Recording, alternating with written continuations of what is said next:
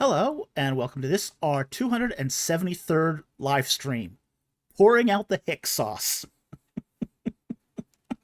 If you're not familiar with the reference to Hick sauce, um, if you just look at our Monday video on the Hickses and turn on the closed captioning, because YouTube's closed captioning always converts Hick sauce to Hick sauce.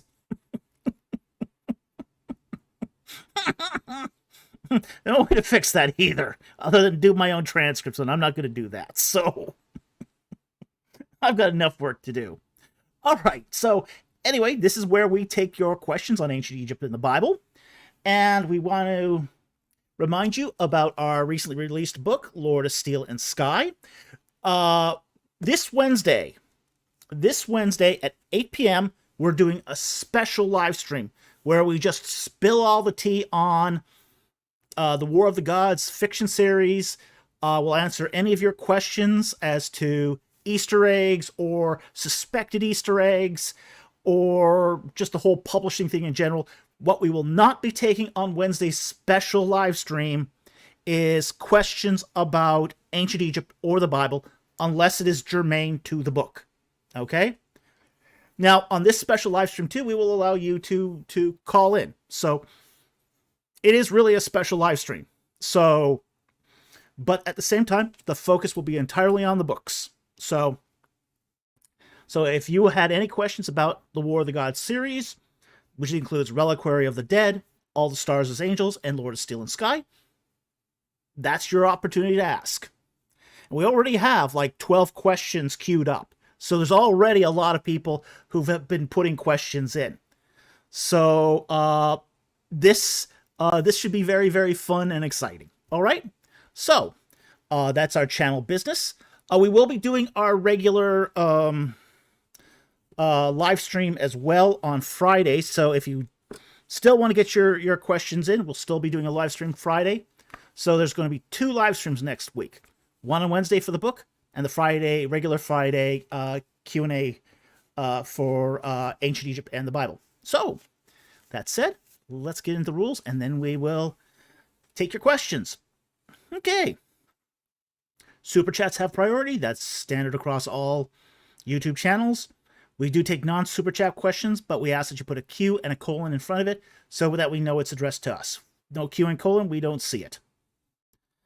We also don't guarantee that we take any non-super chats, just because the question may not interest us. It may not be in our wheelhouse. We've already answered it. Could be a lot of reasons why we don't take a question. So don't be insulted if we don't take a question, but we don't guarantee a non-super chat.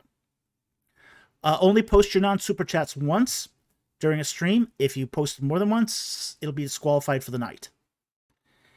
If it has to do with something in the Bible, we do need context. So that means you say what book it's from, what chapter and what verse. That helps us narrow things down.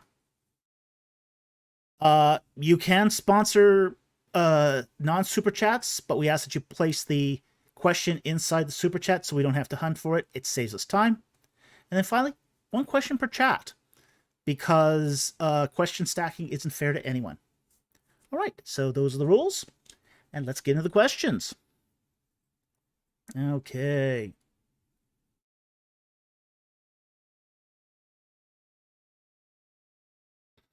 Our first question of the night is from Harry Stark. How does David do networking with human beings? He doesn't. David is a very, very shy introvert in real life. He does not like networking. He stays away from networking. Networking is synonymous with hell for David.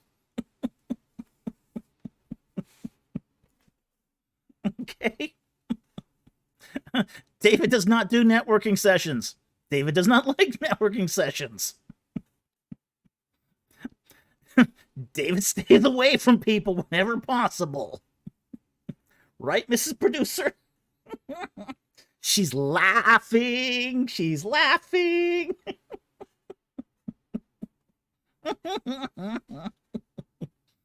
So, There's the answer to that question. Moving on. Darkblade asks, do you think a lot of archaeological data in Egypt was destroyed by extremists or insurrectionist groups over the last 100 years? Some definitely was. There have been some important tombs that have been destroyed because of extremists,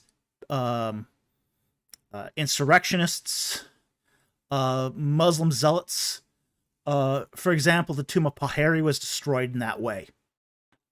It has not been uncommon in Egypt's past for people with machine guns to attack monuments. In fact, there was a lot of damage done to the reliefs at Deir el-Bahri because in the 1960s, some Islamist groups took sheep machine guns to the temple, including a particular section that I happen to be very much was very important in my research. I went to Egypt and found that it had suffered from the section in question had suffered from a lot of that machine gun fire and then had been reconstructed in, say, not exactly the best way. So some data has definitely been destroyed that way. A lot more of it has been destroyed, though, by tomb robbing. A lot more has been destroyed by tomb robbing than by actual insurrectionist or extremist groups. Tomb robbing is, I think, the biggest threat to the archaeological data. So, and it will still remain the biggest threat, is because it's almost impossible to stop. So, definitely, I think, yeah, I know, Mama. Oh, Mama, by the way, check your DMs on Discord. The beta copy of Book 4 has dropped. So the beta copy is there for you to read. So it's time. It's happened. She goes, yay!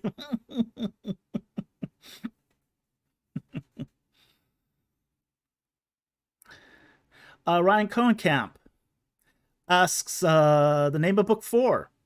Yeah, we can release the name. It's called Fallen Star.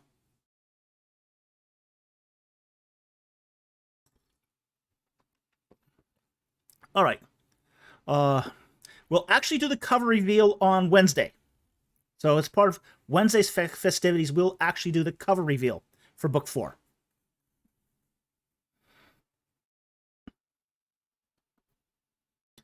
All right. So, anyway, Darkblade, I hope that answered the question. Thank you very much for the interest. Really appreciate it.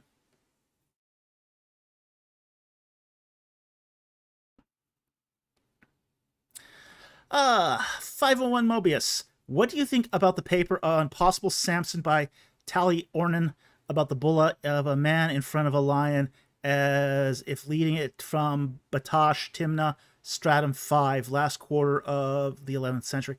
I haven't read the paper. Frankly, she's got a lot of work out there, and most of her work is actually on man and lion motifs. She did her dissertation on that motif. So I haven't read the paper because you'd have to get a lot more specific because she's got so many papers on this stuff. So you'd have to get more specific about which paper that was. Her work is usually pretty. It's usually pretty good. I don't know her biblical studies work. She's an Assyriologist, so I cannot say. I can't say how good her work is normally in the biblical stuff. You can be really, really good as an Assyriologist and terrible as a biblical scholar. So I'd have to have more information before I can make an evaluation here.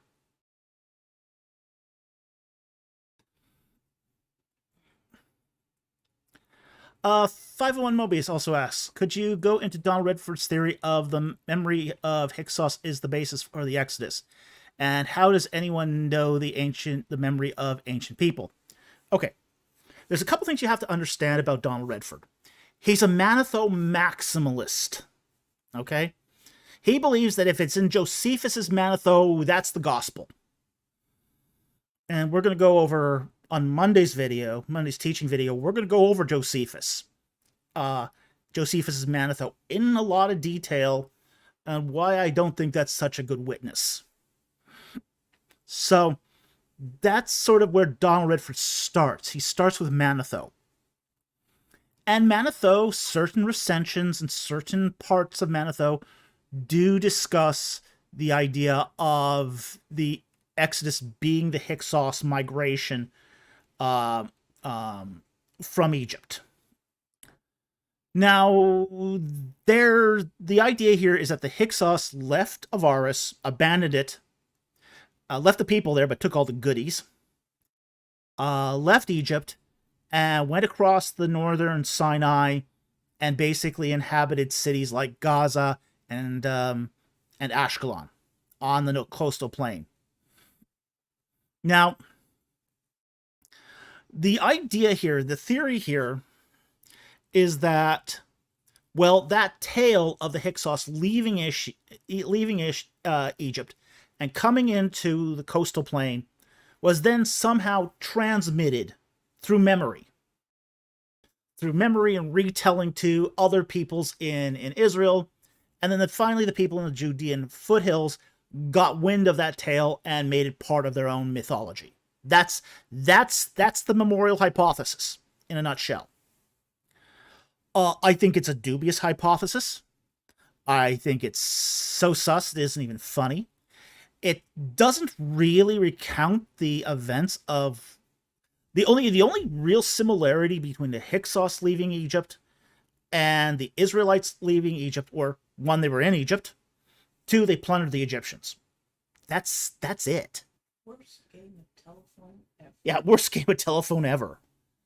Because the Israelites did not enter through the coastal plain. They went around the backside, through the Heshbon and Arnon. The Israelites kill Amorites. The Hyksos don't. You know, there's all these differences. The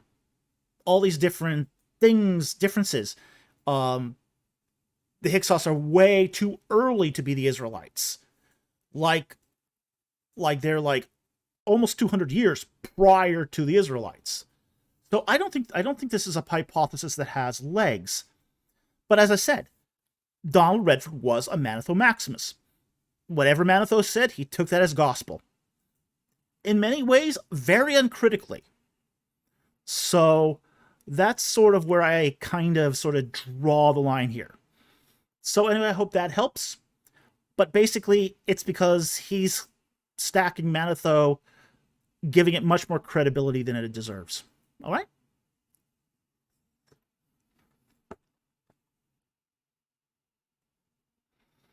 Okay, and my monitor crashed here.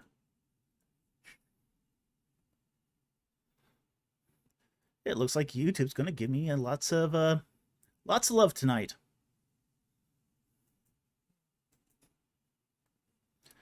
Okay, swell. Okay, moving on here. Next question from Justin the Rhino. Do you have any definitive information on... In fact, I will actually stomp that there. Bring that up here. All right, do you have any definitive information on Mary's sinlessness? I can't find it anywhere in Scripture because it's not in there. Okay? It's like the argument puts weight on full of grace as sinless from birth to death. It does. That is the argument. The problem is, full of grace doesn't mean sinless. All right? It's a fundamental misunderstanding of both Scripture and grace. All right? Now, first, let's define what grace means. Because if we don't define what grace means, we can go all over the place on this. Grace means unmerited favor. Now, where do they get that Mary is full of grace? Here's the logic trail. Okay? They start... Let's bring up our Bible here. They're going to start with Luke 1:28. All right? And it says, and coming in, he said to her, "Hail, favored one, the Lord is with you." This, quote, favored one. It's the Greek, and pull up the Greek here, because the Greek says kakeratome, or sorry, kakeratomene, and it's a participle. It's a passive perfect nominative participle, and it's in the feminine. So one who is highly favored. That's what this means. So then you start off with this one who is highly favored. Okay? So that doesn't quite say full of grace. But where do they get the full of grace from? They get it from John 1:14. John 1:14. This is where the text says full of grace. And you'll notice something here. It doesn't have anything to do with Mary. All right?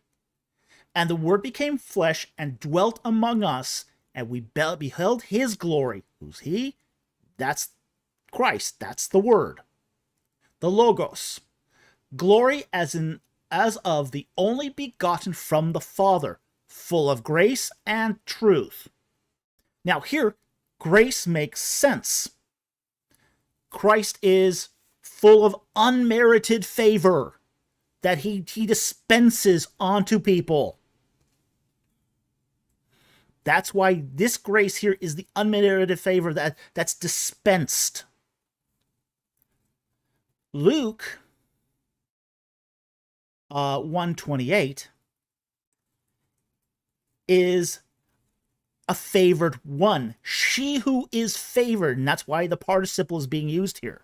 Okay, the nominative participle. She who is being favored. So she's not the dispenser of grace here. She's the recipient of grace. The recipient of favor. So there's a fundamental misunderstanding in Catholic theology about the dispenser and the receiver. Christ is the dispenser of grace. Mary, in this passage, is the recipient of grace. So,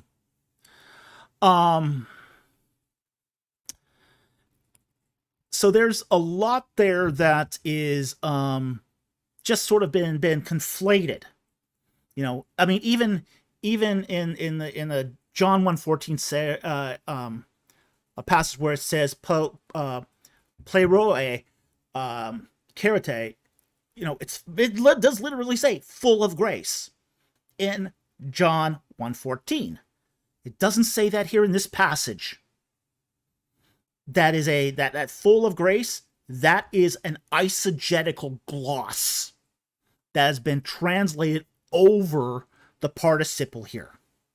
It doesn't make any sense grammatically, but and I know there are Catholics who are going to rail against that and say, "Oh, you're being anti-Catholic here." No, I'm not.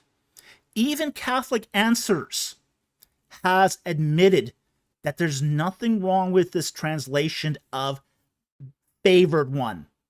That is the literal word, the literal meaning of the text. So, yeah, there's a lot that's going on there, and but that the idea that this full of grace applies to Mary, that's Roman Catholic theology. You're not going to find that in the Bible. You're not going to find anything about Mary being sinless in the Bible. It's not there. It's completely absent. It's a theological construct.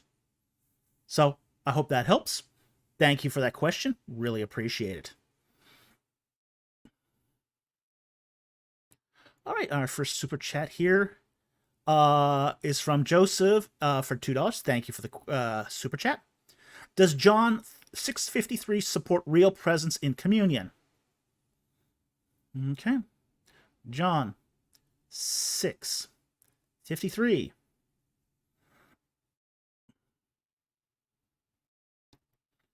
Therefore, this is Jesus speaking to the disciples. Jesus therefore said to them, "Truly, truly, I say to you, unless you eat the flesh of the Son of Man and drink his blood, you have no life in yourselves. He who eats my flesh and drinks my blood has eternal life, and I will raise him up on the last day. For my flesh is true food, and my blood is true drink. He who eats my flesh and drinks my blood abides in me, and I in him." All right. Now, here is the problem with this passage. Okay? It has nothing to do with communion. The idea that this relates to communion is an inference, and it's not a correct inference. There's not a single thing that he's talking about here that relates to communion.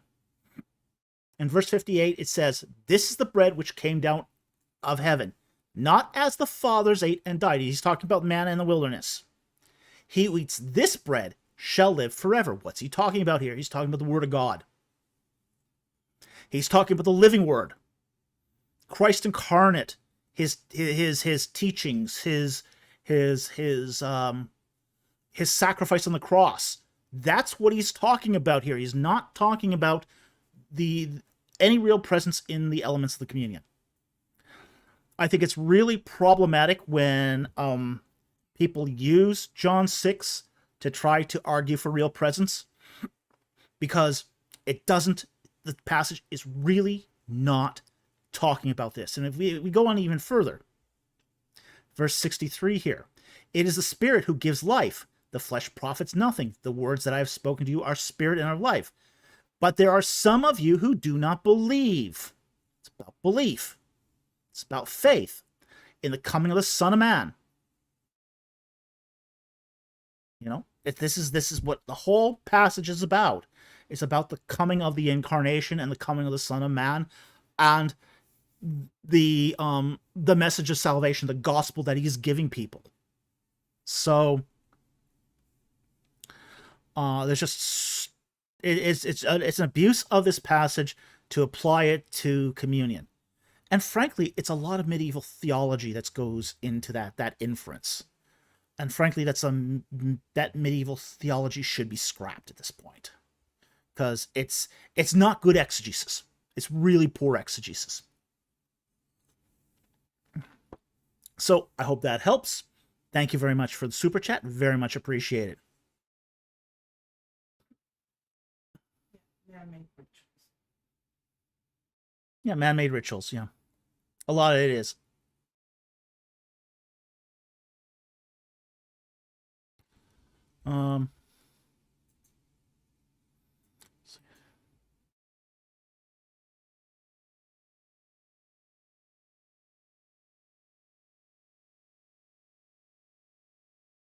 Unknown Quality says, unrelated, but wanted to throw in here that I've signed up for OCIA and I am path to becoming Catholic. Okay. God bless you. Even if you're not Catholic, I ask for everyone's prayers. Thank you and God bless.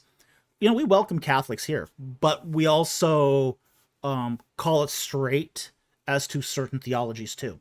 And we criticize everyone. Okay, let's be blunt about that. We don't just pick on Catholics. We pick on Eastern Orthodox.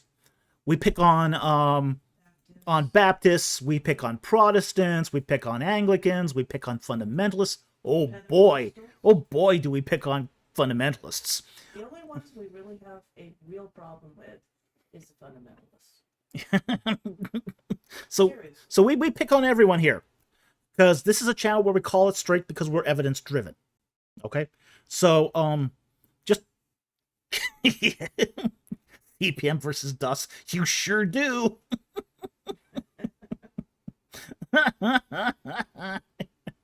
We're equal opportunity abusers. We abuse everyone. Yeah, now I'm getting ads. Yeah, ads are going to be a problem. YouTube has forced ads. Sorry about that, guys. I can't do much about that.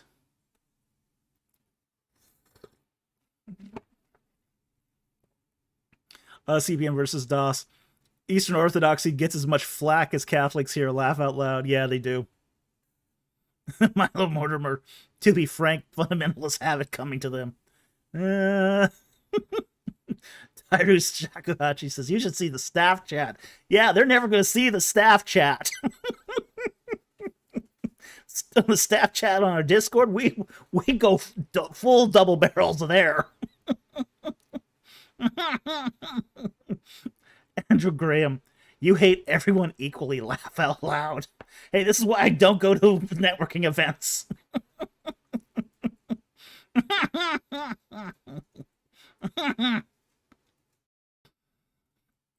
Mama says, as long as you're getting paid, and this is about regarding the ads. Yeah, YouTube's now forced ads. Just, I can't stop it anymore. We tried. We kicked this can down the road as long as we could. It's funny. They won't pitch our channel. They won't advertise our channel on people's front pages anymore. So our number of subscribers has gone way down, but they forced us to take more ads. I don't get how that works. So your YouTube's forcing us to do more ads, but they're not sharing our channel with other channels, with other subscribers. So it's getting really weird on YouTube, really weird.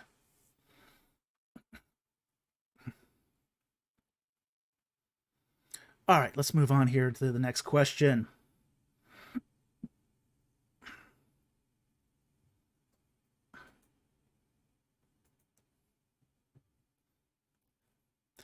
Unknown Quantity says, not gonna lie, it is funny that the second I said I'm becoming Catholic, the chat starts talking Catholic beliefs. Laugh out loud. That's just happens here. That's just coincidence. I mean, we got 2 Catholic questions in a row, more or less. Although the real presence is also used in Eastern Orthodoxy too, so there's that too. All right, moving on here.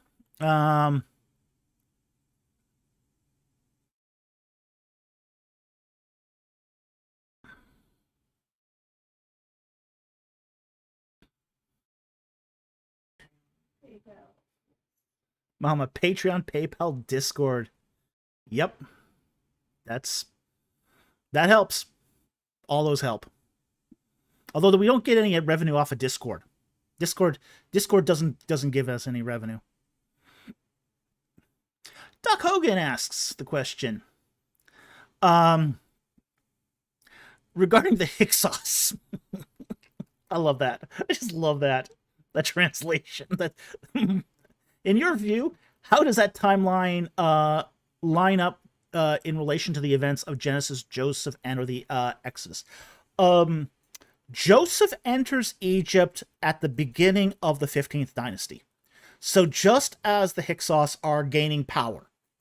So roughly around 1650 is when Joseph moves from, or is basically sold into slavery, comes into Egypt, and assumes power within the Hyksos regime. So basically, Joseph is there as the Hyksos are gaining power, as they've become a rising power in Egypt. So that's really where he fits into the timeline. So it's long before the Exodus. Doesn't matter if you're an early or late dater, unless you're basically, I believe, in the Hyksos Exodus, but I doubt that. That's a real dodgy supposition. But that's where it would line up in the timeline. You can't go any earlier than Hyksos because of the appearance of the chariot in Egypt, and we know from the Genesis account that Joseph rode chariots twice. So Joseph was a charioteer. So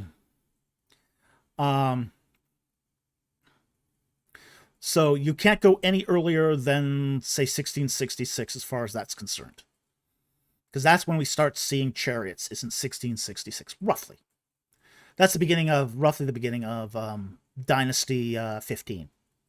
Okay? So it has to be after 1666, which is a really easy date to remember. It's one of the easiest states to remember. So I hope that helps. Thank you for the question. Really appreciate it. Doc Hogan asks, are you a Nephilim? I will neither confirm nor deny that I am a Nephilim.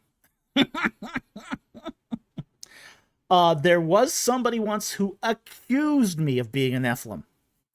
And this was his rationalization, okay? The rationalization was, one, I had, say, demonic opinions about the Exodus. Two, I dared to criticize Ron Wyatt. And three, I had done so many odd things that no one person could do it without being demonically possessed. This person also held the view that the souls of demons, or the souls of Nephilim, were demons. So... Thanks, Ryan. You see that? Dr. Volk isn't that old. I was there when that old magic was created. Dr. Falk just pulled it. Tyler goes, Dr. Volk just pulled a Fauci.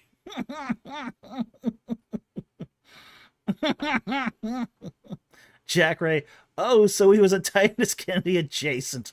Could be. Could be. Yeah, so someone has accused me of being a Nephilim. So, I'm just, take that for what you will. But it was kind of one of the weirdest things someone's ever said of me. Are you a lizard person? Ooh, Milo asks, are you a lizard person? I don't think I'm a lizard person. Just my thought. I mean, Jeff Bezos might be, but I don't think I am.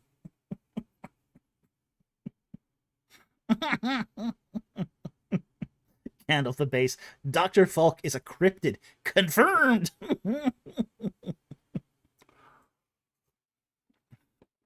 Okay, so that answers the... Danny Demento, are you an emissary of the Sound Fox? Danny Dement, are you an emissary of the Sound Foxes? That might be. That's a possibility. That could be. That's a strong possibility. You need mystery.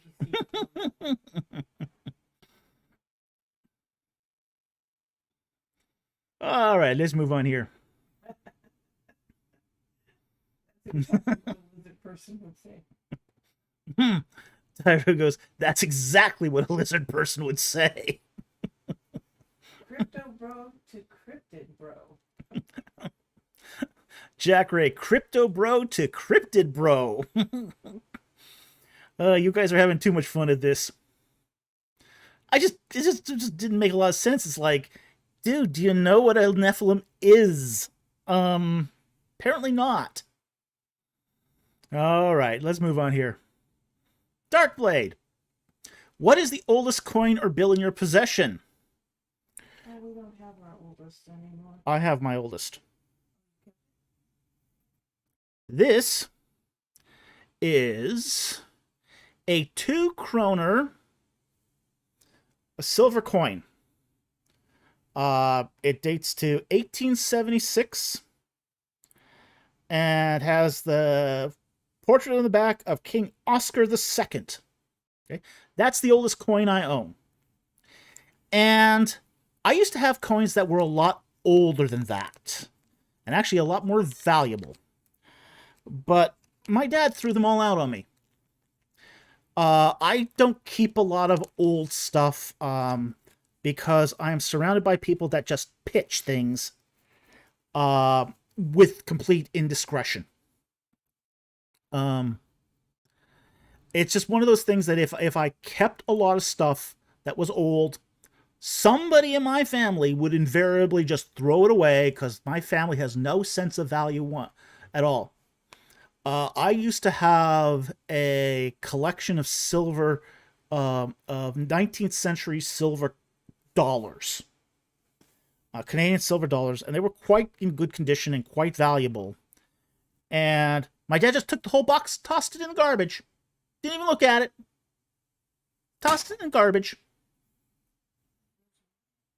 That sounds like your mouse, whatever, where. Okay. So I learned not to keep nice stuff because in order to have nice stuff, you have to be able to protect it. And I can't protect it. I just don't. I don't have the facilities to protect valuable items. You have your shack.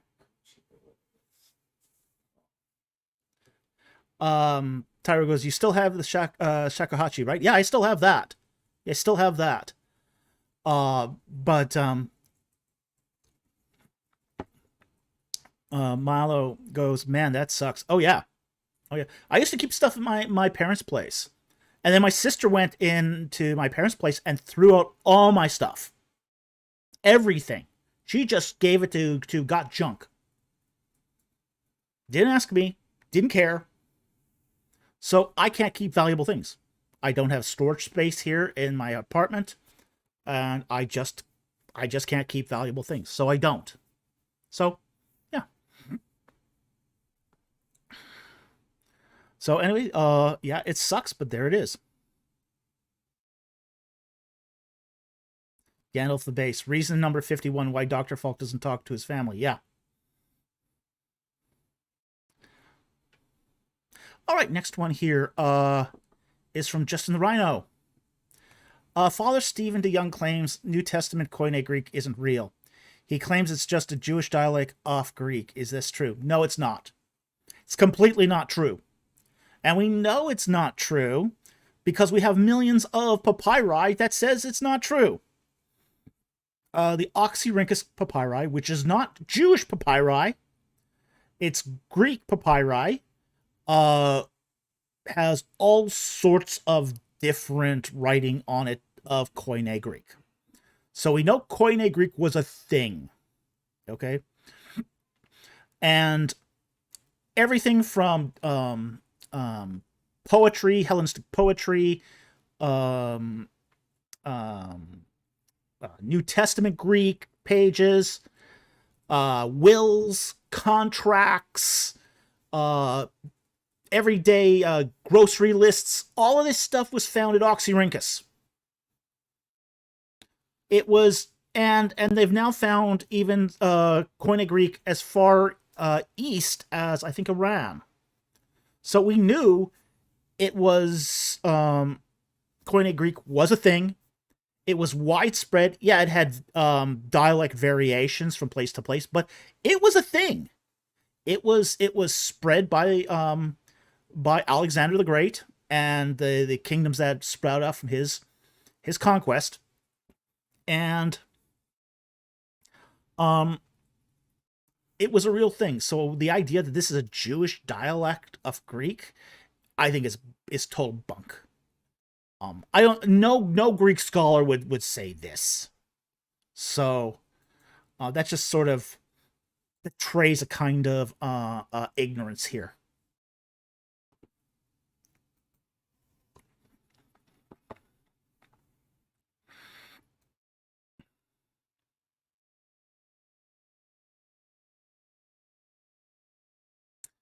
All right, next one here is from Joseph for $2. Thank you for the super chat. Is Job fictional or historical, fictional, or both? Both. He's both. There was probably a historical Job. Okay. But it's also that Job is sort of, the story of Job is intertwined with a lot of analogical language and drama of the gods, or God as such. So I think Job falls into that category of mythohistory. That's what I would call it, is mythohistory. It's basically the ordinary, everyday things of a human being that are wrapped up in a mythological framework. And there was a lot of that kind of writing going around in the ancient Near East. And not just even in the ancient Near East, even in Greece they did that. Homer's Iliad and Odyssey are mythohistory, particularly the Iliad. So,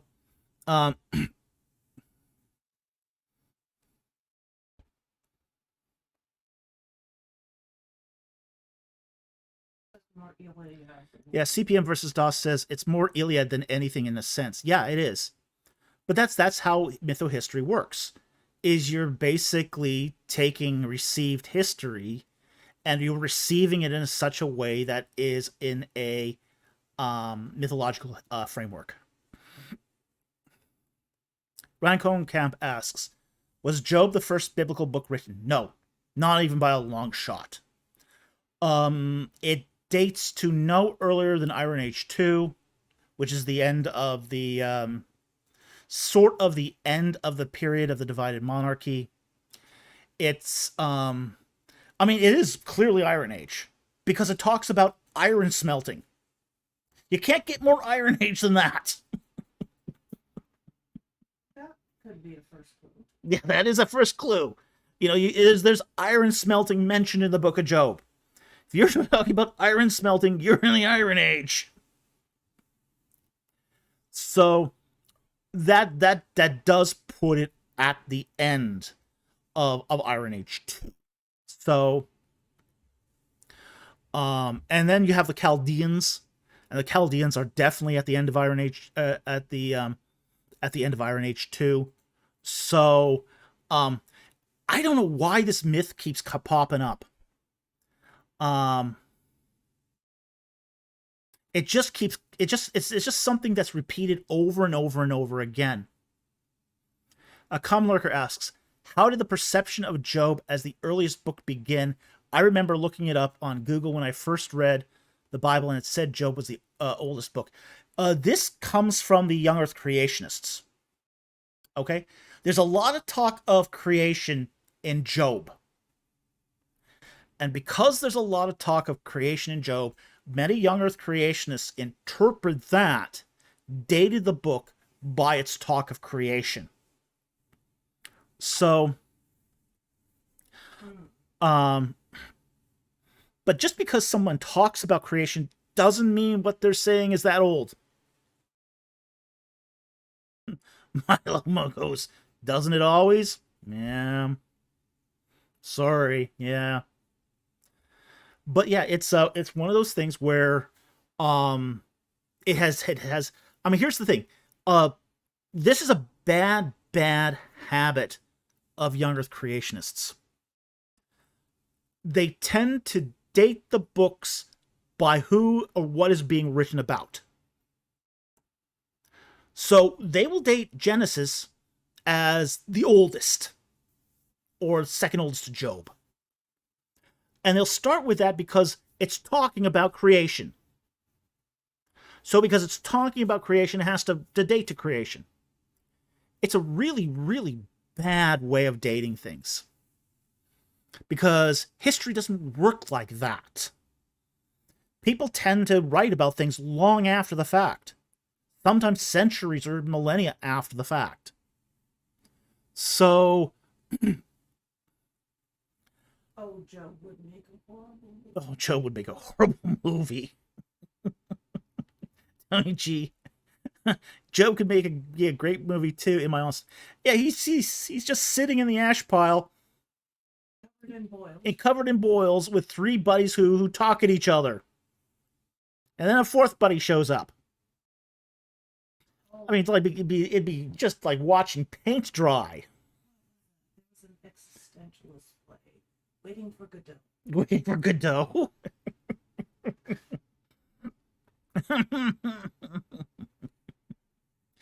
Tyro goes, Genesis is obviously first because it comes first, duh. I mean, probably the first book of the Bible that was actually written was Exodus. That's probably the first book. So, Genesis is probably second. And then followed by Leviticus, Numbers, and Deuteronomy. So,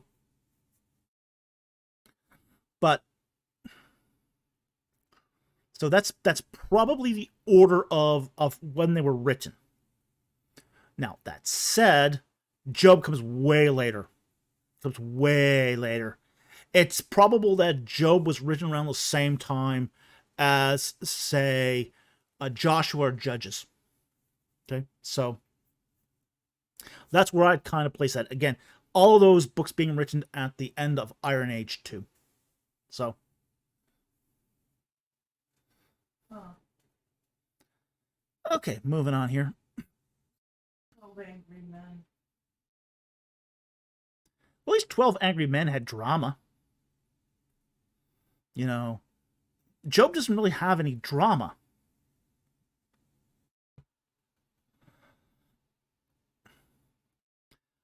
All right. Danny DeMint asks, how does the idea of parts of the Bible being mythohistory square with the text being inspired? Inspiration is, again, one of those things that's really deeply misunderstood. Inspiration is that God has prepared the author to write the work he wants written. Okay? So if an author ends up writing in mythohistory, that doesn't impact inspiration at all. Now, it might impact inerrancy if it's wrong. Okay? But inerrancy is a different question than inspiration. There's nothing saying that an author can't be inspired by the works that God has given him in the way of, say, literature, mythology, history, and combines those, and it still be fully inspired. So mythohistory doesn't impact inspiration at all. So hope that helps. Thank you for the question. Okay, so Tyru, you asked this question last week, and we answered it last week, so we're not going to answer it again. So you got to go back to last week's live stream to see the answer to this, because we answered this one thoroughly last week. A follower of the Ichthus for $5. Thank you for the super chat. We really appreciate it. Hi, Dr. Falk. Hope you're having a blessed day. Well, thank you. I hope I am having a blessed day. I finally got the manuscript to book 4 edited and out to the beta reader, so I'm actually having a real blessed day.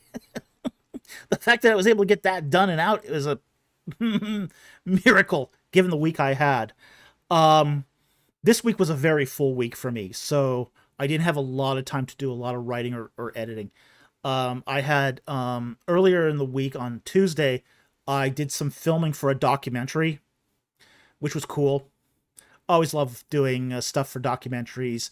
I love doing consultations on movies and video games and that sort of thing, and that's always fun too.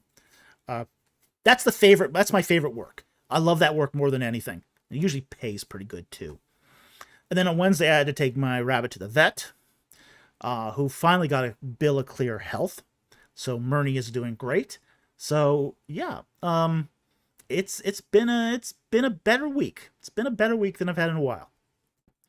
So, question is, what pharaoh do you think interacted with Abraham and Sarah, Genesis 12, 16 to 18? Okay, we'll bring up the text first, and then we will talk about this. Okay. Genesis. Oops, not John. Genesis. Go back.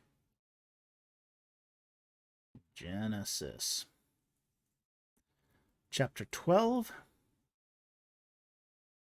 16 to 18.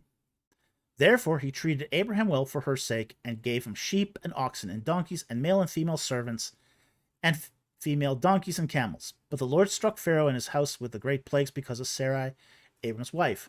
Then Pharaoh called to Abraham and said, "What is this that you've done to me? Why did you not tell me she was your wife?" Okay, now the closest we have to the dating of Abraham is going to be Hammurabi. It all looks like everything is sort of tying together around that period. His father, Teruv Urkesh, seems to have sent a lot of letters to the king of Mari. So knowing that he sent a lot of letters to Zimri Lim of Mari, that places the lifespan of Teru from 1767 to 1752 as his active years. And Abraham's going to come after that. So what's going to happen is Hammurabi overlaps. He conquers Zimri Lim. So Hammurabi overlaps with Zimri Lim. We also have a synchronism between Hammurabi, Zimri Lim, and Neferhotep I of Egypt. So Abraham is going to visit Egypt sometime in and around the reign of Neferhotep I. And Neferhotep I's date are very roughly 1765 to 1754 BC. Now, the problem with the 13th dynasty is that there's a lot of short reigning kings. A lot of them.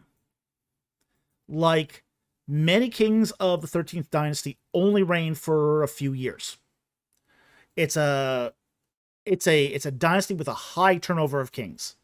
Very, very high turnover of kings. So the problem with that pharaoh that interacted with Abraham and Sarah is there's just so many possibilities here. There's like 10, 20 possibilities it could be. So we can't narrow it down any closer than Neferhotep I. So, but there's a lot of them in there. A lot of them in it. And it could be any one of those 13th dynasty kings. So, we would need probably more information as to the timing of the visit. And more synchronisms to really sort of nail this down. And one directly from Abraham would have really been helpful here too. So, but we don't have that. So unfortunately, that's as close as we can get to which pharaoh would have interacted with Abraham, but we're not sure. There's just too many of them in that period. So I hope that helps. Thank you very much for the super chat. Really appreciate it.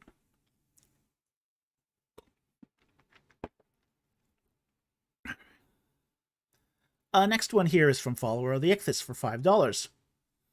Do you think Moses was given divine revelation of genealogies from Adam, or would there have been a record he pulled from? My estimation is that there's probably an oral history there. I'm not sure if there's a written history at this point. I think that's kind of iffy, but there was probably definitely an oral history. So I think much of what Moses drew from is that oral history. What we know about Genesis, we know several things about Genesis and the genealogies associated with it. Genesis, in many, especially Genesis 1 through 11, is a ritual prolegomena. It's basically setting the foundations for the ritual system. And the genealogies are part of that ritual system. So they're not meant to be sort of a true record as such, as much as they're being pulled from records that they're selectively drawn out in such a way that it supports the ritual system. So I don't think I don't think Moses is basing this off of anything written, but basically something that's retold in memory, you know, through oral tradition. And people did have really incredible memories for this stuff. So a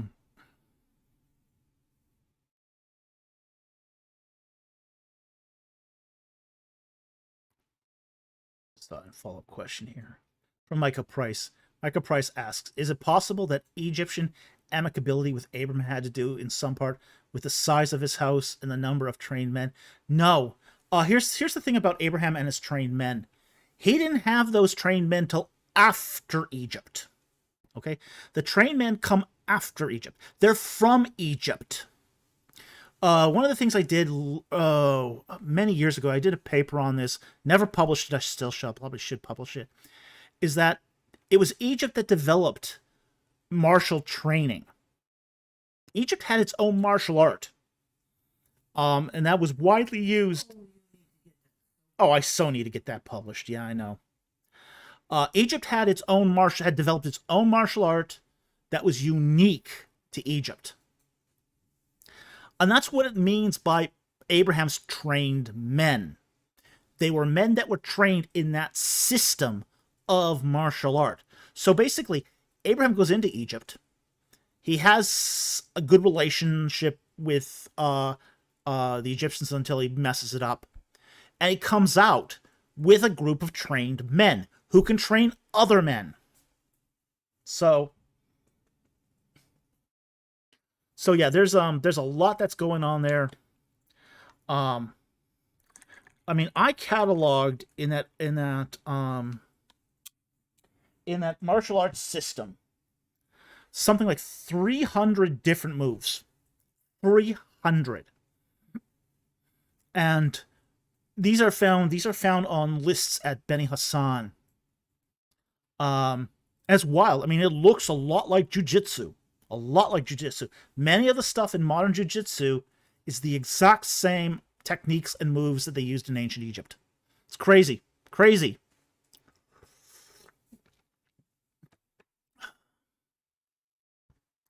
Milo Mortimer, Egyptian martial arts. Yep. Seriously. It is. It is. It seriously is this. And they practiced it for hundreds of years. Native meant Egyptian cobra style.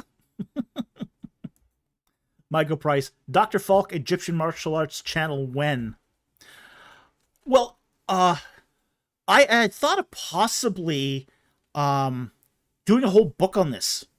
You know, basically saying, you know, just like you see some of those books on that catalog of martial arts style, doing one for the Egyptians, the Egyptian martial arts style. I had thought about doing an entire book on it because you could do that. But then it would require me taking photos with a Yuki, and they might get beat up, and but it would be its full thing. And Bomb Papa, enter the Falcon.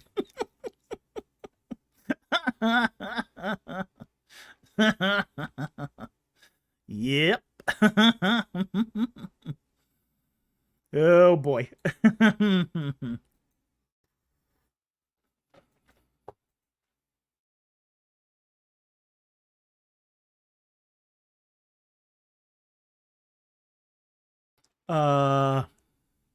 Okay, let's move on here.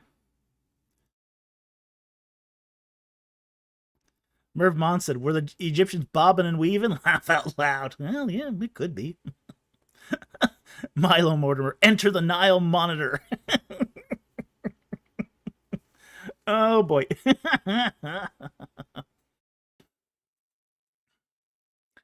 Tyru Shakuhachi.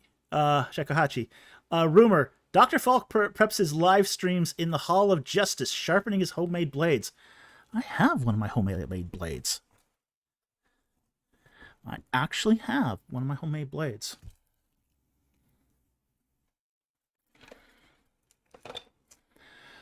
I made this for my father. I'm surprised he didn't throw it out. I'm surprised that my sister didn't throw it out. She didn't know where it was, fortunately. I actually have. Back when I was a bladesmith. The only blade I have that I actually made myself.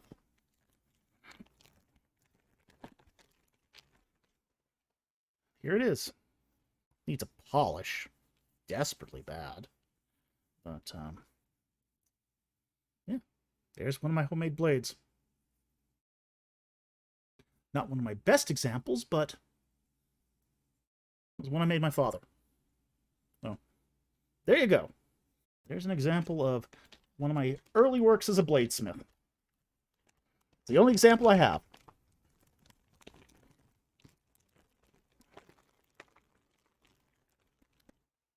Hmm? Yes. Yes, we are allowed to legally own that. Why? Oh no, that's fine. In Canada, you can own swords. You're allowed to own swords in Canada. No, Canada has only anti-knife laws if you go out on the street. All right, moving on. CPM versus DOS, don't tempt them, yeah. All right, so rumor verified. Dr. Falk preps in his in his live streams in the halls of justice, sharpening his homemade blades. Confirmed. Confirmed. All right, follower of the X's for $5. Thank you very much for the super chat. If I wanted to learn modern Hebrew and ancient Hebrew, which would be easier to learn first? And any layman book recommendations for beginners?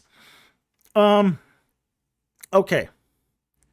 Depends on which one you want to be easier. Modern Hebrew is easier than ancient Hebrew. Okay? There's no question about it. Modern Hebrew is much easier. It's also not really going to help you read ancient Hebrew. So it depends on what you want to do with this. Do you want to read the Bible in its ancient text? You got to learn ancient Hebrew.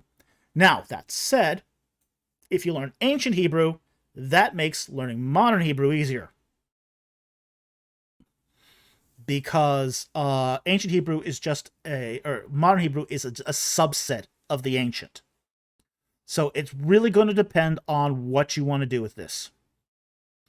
More than it's really, yeah.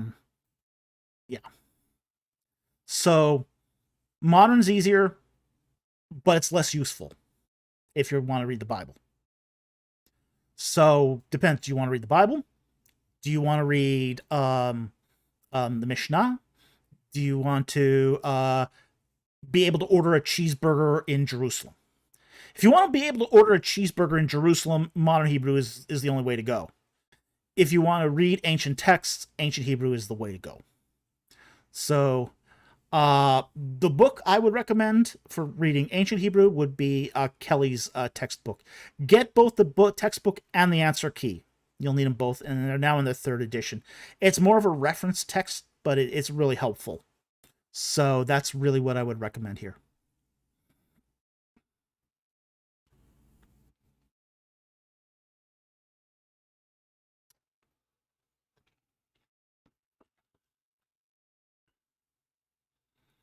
All right, I want to thank Milky Doug here, who gifted 1 Ancient Egypt in the Bible membership. And Haystack got it. Well, awesome. Very good. Awesome.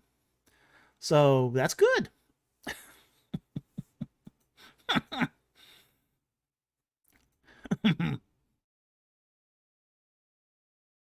Ryan Cohen kept. Wait, they didn't have cheeseburgers in ancient Israel. No, they didn't. That's why you would need modern Hebrew, is to order a cheeseburger. Camel leopard. Cheeseburger in Jerusalem, meat and cheese? Yeah, you go to a Palestinian place. That's where you get the cheeseburgers. That's the only place you can get cheeseburgers in Jerusalem, is by going to some establishment run by a Palestinian. And there are Palestinians living in Jerusalem who you can get a cheeseburger. It's not permitted by Jewish law, but there are places that do sell cheeseburgers in Jerusalem. And boy, you do not want to eat a burger from a Jewish establishment. No way. Ugh. Ick. Ick. All right. Let's move on here.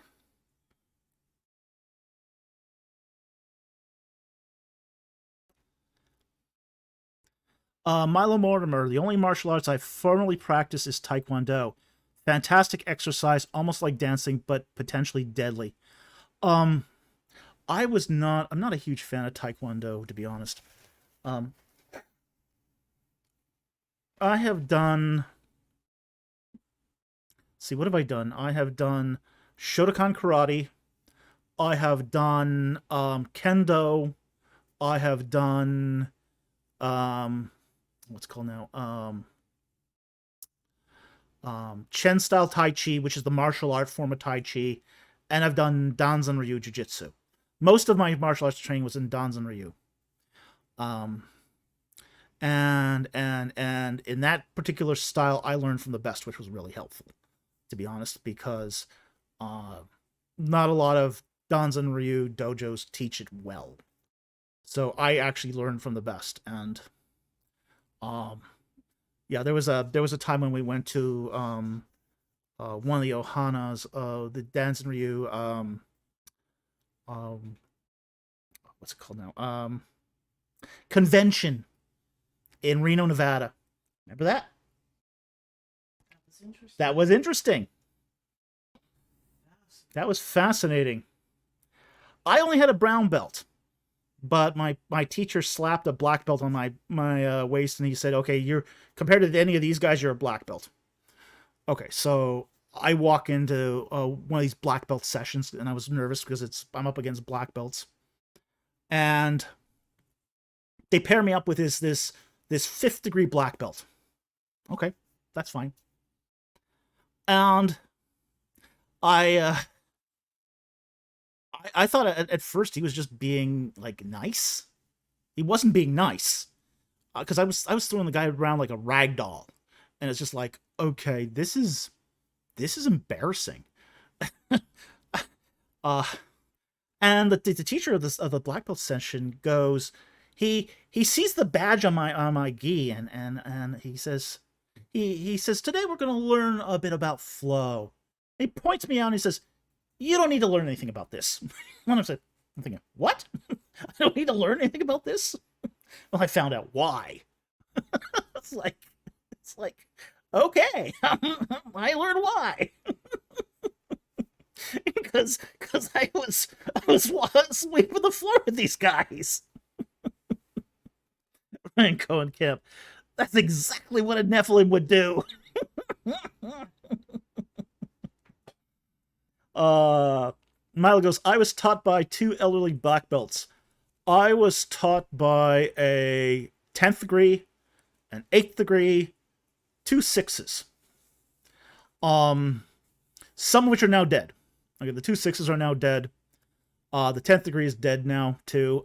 He passed away a long time ago. But yeah, it was though that was crazy. When I looked into this guy's, when you see a guy who says to be at their 10th degree, you got to take that with the proverbial grain of salt. You got to say, okay, if they claim to have a 10th degree black belt, 9 times out of 10 they promoted themselves or just BSing. So I actually went to the guy's dojo and I watched and, I took a look to see if this guy was the real deal. You can pretty much tell if it's the real deal pretty fast by the bullshit factor. The more bullshit, the less effective this is going to be. Oh, like the other guy. Oh man. Yeah, that guy was a clown. Yeah. And there was no bullshit in this studio. So it was just like, okay. I told the guy at the time, I have a little work commitment, but I'll be back in 2 weeks to sign on, and I did. And I practiced there for 7 years. So yeah, I did a lot of martial arts. Used to be really into it. Okay, moving on here.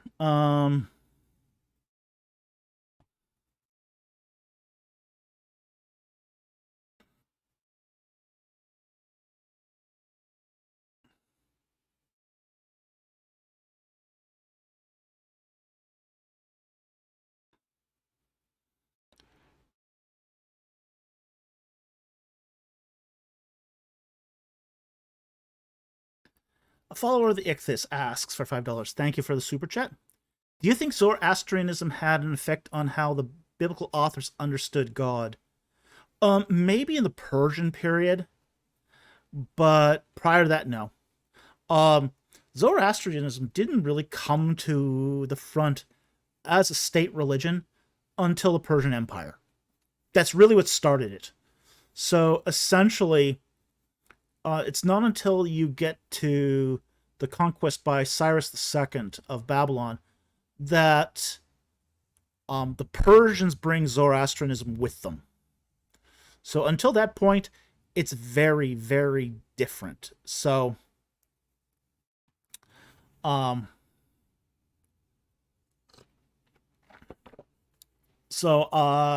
it might have had effect in the, say, the post-exilic books. That's possible. But even then, I'm kind of... the influence it would have had would have been, I think, somewhat minimal. Zoroastrianism tends to be a very... I'll say this, insular religion anyway. So I don't think it had a lot of influence on the biblical authors, but it could have had some. It's very possible. So I hope that helps. Thank you for the super chat. Really appreciate it.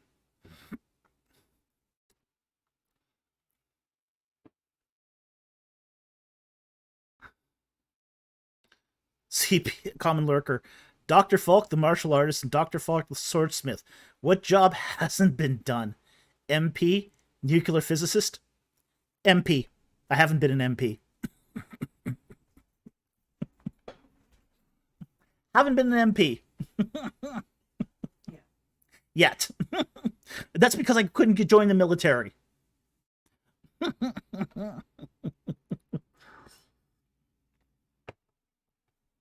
I failed the health requirements to join the military. So I was ineligible to enlist. Tried. I tried to enlist, but I was ineligible.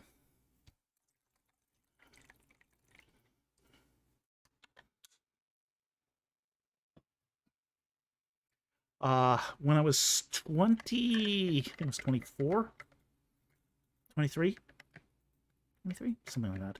I tried to enlist. There's no way I could have passed the physical, so.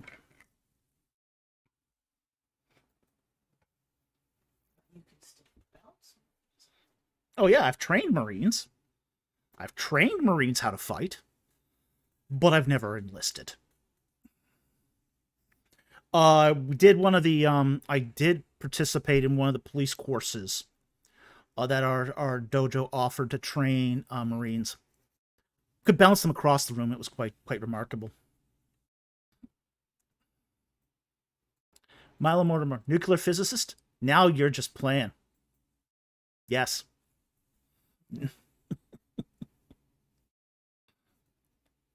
Ryan Cohenkamp, what branch would have you chosen? I would have probably chosen the infantry. In Canada, the infantry allowed you to go all the way to the highest ranks of the Canadian military. And I had my eyes set on being going into officer training. So I wanted to be an officer. I wanted to be an officer in the infantry. So the other branches had too many limitations to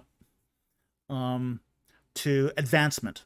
And frankly, I wanted to be, as I said, I wanted to be in the command structure. I wanted to organize troops, that sort of thing. Danny DeMint, War Crimes Division, baby. That's the infantry. Committing war crimes or catching war crimes? Inventing them. Inventing war crimes. Yeah, okay.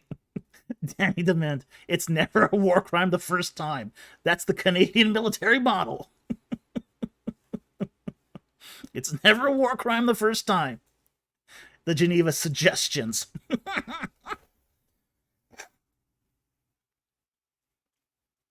Half the Geneva Convention exists because of the Geneva of the Canadians. The Canadians are responsible for half of the Geneva Convention.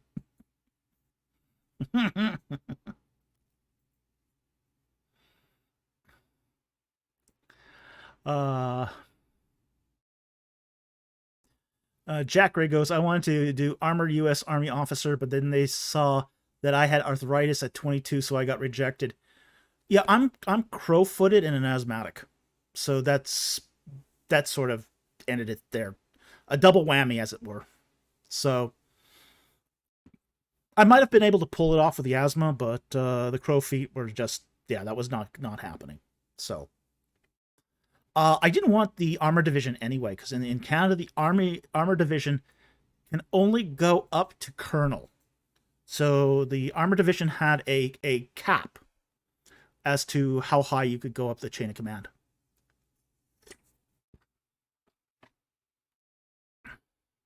Mama says crow-footed. It's the opposite of pigeon-toed. Okay, pigeon-toed, your feet go together like this. Crow-footed, it's the opposite way. The problem with being crow-footed as far as being able to do stuff in the military is you can't run well. You tend to get a lot of bone injuries if you do a lot of running. You tend to wear out boots faster, a lot faster. So crow feet is normally a disqualification. Now, I have a cousin who had that same, it's genetic in my family. My grandfather had crow feet, okay, on my mother's side. And I have a cousin who also has that same, had that same thing. And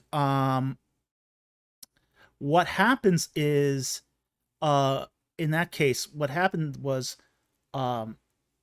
he was born, his father was in the military and wanted his son to go into the military too. Knowing that crow feet is a disqualification for the military, they had that kid in actual braces to straighten his feet for most of his childhood. So it can be corrected with braces, but you're walking around with basically looking like you walked out of a Japanese mecha flick. Yeah, and you're laughed at most. Yeah, and you're laughed at a lot. So my parents never made me wear braces, but then again too, that also, they had no thought in mind that I'd ever want to join the military, so.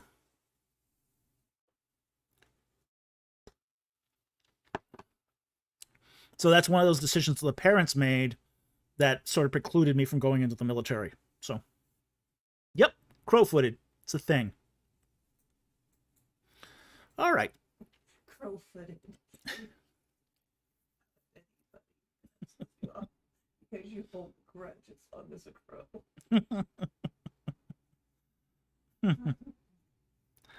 All right, moving on here.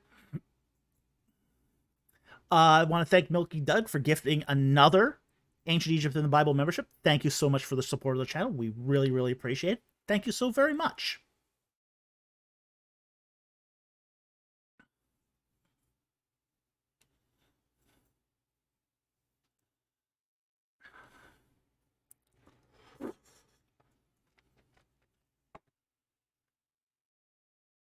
Okay, Gandalf the Based asked the question here. Hey Doc, question about the Egyptian governmental structure and how it changed from early Egypt to later dynasties. Okay. I know that might be a large question, asking because I am teaching world history this year. Oh, cool. Awesome. Okay. The government structure of Egypt has always been a bureaucracy. From its very earliest days up until the time the Romans took over. And much of the Roman stuff was actually just assuming the bureaucracy of Egypt. The bureaucracy was centralized in Memphis. So the government structure was really it's a bureaucratic system. You had the king, and he's at the top. And beneath him is the vizier, or viziers. Now, early in the days of Egypt, there was only one vizier. So you had the king, and then you had the vizier. Later on, during New Kingdom Egypt, that one vizier becomes two. So you have in the New Kingdom a vizier for Lower Egypt and a vizier for Upper Egypt. And there, the vizier are the king's prime ministers. Okay? Then under the prime minister is, underneath the vizier, is a seal bearer. Okay, he's the third in command of the kingdom. And then you have the overseer of the royal household. He's number 4 in the chain of command. Okay? Or 5th, depending on what period you're talking about. So that's the basic, that's the essential government structure of the top end of Egyptian hierarchy. So the pharaoh, the 1 or 2 viziers, the seal bearer, and then the overseer of the royal household. Okay? After that, it goes to the bureaucrats. So basically, those men at the top, they give their orders. King passes the orders to the vizier. Vizier passes it to who's ever next in charge, and then it's passed to the bureaucrats. And the bureaucrats go and they implement the commands. And that's pretty much been how it works, the government structure works. And all of that government structure has a central bureaucracy. Think of Futurama. You know, it talks about the central bureaucracy. Egypt had a central bureaucracy too. It wasn't stationed at the imperial capital. And the imperial capital moved around Egypt, depending on what king and dynasty was in charge. But the central bureaucracy always stayed in Memphis. The bureaucracy was sort of the stabilizing factor that sort of moved from thing to thing. So that's really what's happening there. And really the big changes are going to be more along the lines of expansion of that bureaucracy, expansion and contraction of that bureaucracy. So in early Egyptian dynasties, the bureaucracy had not been established until Dynasty 3. Dynasty 3 is when you get that bureaucracy established, the central bureaucracy. After Dynasty 3, that bureaucracy grows and grows and grows. Towards the end of, say, the Old Kingdom and First Intermediate period, power shifts from the kings to the nomarchs. As the nomarchs rise, those are your regional governors, they also get a big chunk of the pie too. In fact, the nomarch who was in control of Aswan becomes very, very wealthy because he collects taxes and then ultimately decides how much he gives the king, which is not very much. So that's really how the government structure worked. It's at its largest peak during the New Kingdom. The New Kingdom is when you've got the largest government bureaucracy in Egyptian history. Because you not only had, say, the bureaucracy controlling Upper and Lower Egypt, you also had viceroys in Canaan and in Nubia. And those viceroys were had their own bureaucracies. So that's when it hits its peak. And then after New Kingdom Egypt, the bureaucracy starts, say, getting trimmed once again and reduces in size. So I hope that helps. Thank you very much for the question. Really appreciate it. Cohenkamp asks, when Joseph was made vizier, did the previous guy get demoted, or were there 2 then? No, there was only 1 vizier then. The other guy got fired. And that was not uncommon.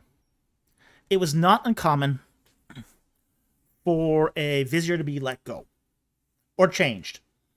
The king could change his vizier at any time for any reason whatsoever. And at that point, they are either assigned to other duties or they're discharged. Oftentimes what will happen is they'll go back to their old jobs. So, Cohenkamp. Fired or actually fired? Actually fired. No, they didn't kill off the vizier. Okay, they didn't do that in Egypt. Might have done that in Mesopotamia, but they didn't do that in Egypt. Jack Ray, they didn't show the rejected vizier the window. No, they didn't do that.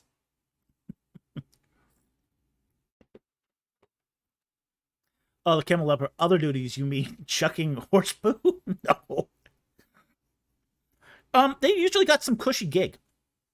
Okay, so when a vizier was let go, they would often be reassigned to stuff like high priest at the Temple of Amun. So they got cushy gigs. Okay, we have to understand that in order to even make it as a vizier, you have to be well connected. You have to be well connected. You got lots of friends, and if you treat somebody badly, it comes back to haunt you. So basically, you get a golden parachute. Viziers that are fired get golden parachutes. So they're if they had a House of Lords, they would have been elevated to the House of Lords. Jack Race sounds British. Yeah, it is sort of, but same thing. Britain is a kingdom. It's a kingdom. You know, if you fire a powerful person from the House of Commons, you elevate them to the House of Lords. You know, that's their golden parachute.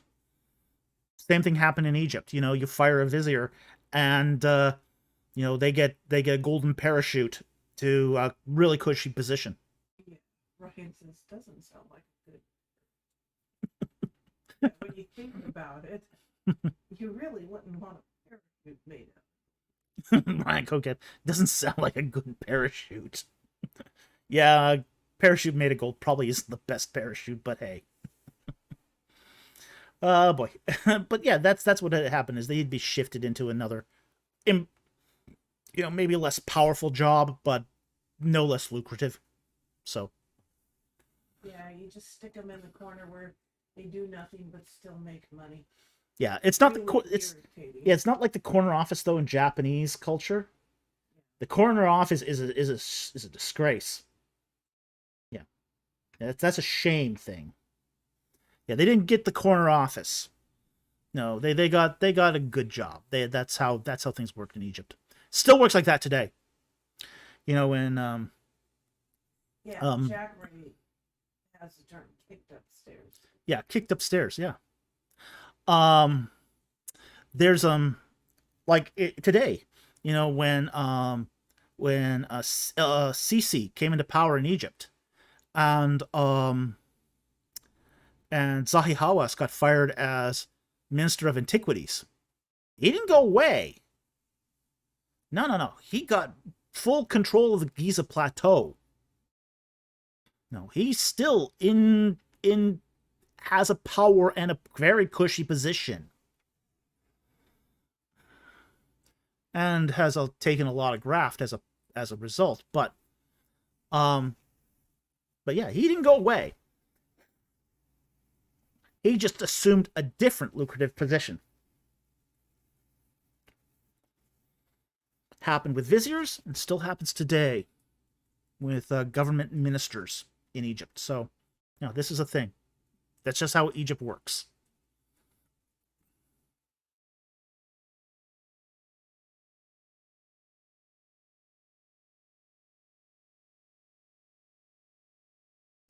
Milo Mortimer asks, went to a museum today with some life-size sculptures of a Cephactinus and a Tylosaurus, and made me think, what prehistoric animal would frighten you the most to encounter? Oh boy, that's tough. An Ankylosaurus. And I don't even know what that is. Mrs. Producer doesn't know what an Ankylosaurus is. It's basically a flat herbivore with spines on the side and a club tail, kind of like a stegosaurus. Oh, okay. Yeah, that thing will like bash through trees. You can't hide behind it. You can't hide behind a tree with an Ankylosaurus. Was it aggressive? Oh, all herbivores were aggressive.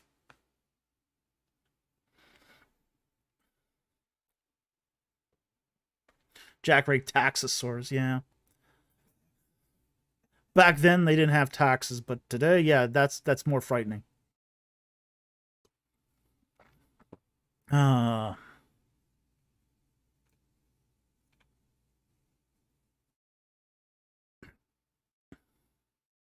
Milo says, yeah, and they bash each other's faces too. I mean, you could hide potentially behind from a carnivore. Carnivore you could actually do some decent hiding from if you play it right. It's really hard to hide from an angry herbivore. It's still true. Still true. It's easier to hide from a bear than it is from a bull.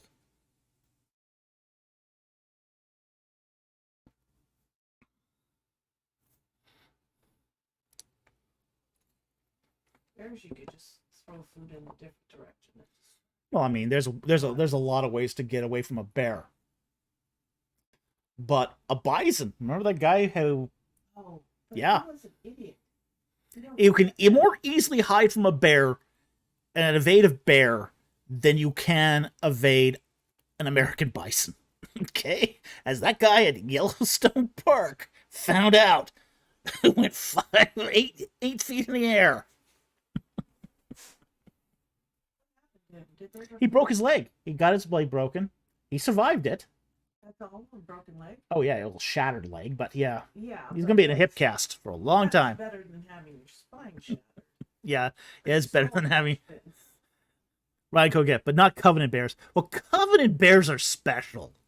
Covenant bears are something else. Yeah, but Annie Manuel. African Cape buffalo are called Black Death for a reason. Yeah, and they're the most dangerous animal actually in Africa. The Cape buffalo is the most dangerous animal in Africa, after the mosquito. Mosquitoes are the most dangerous, but Cape buffalo is a second. Okay.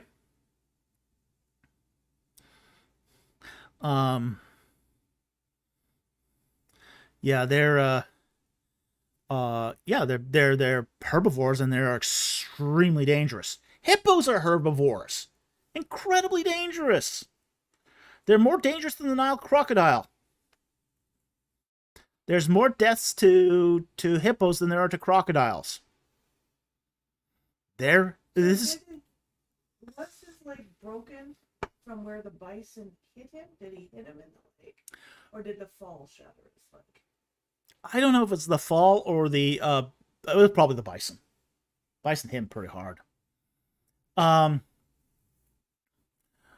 But this is true. Like for example, the most dangerous animal by numbers of death per capita in Australia is the horse.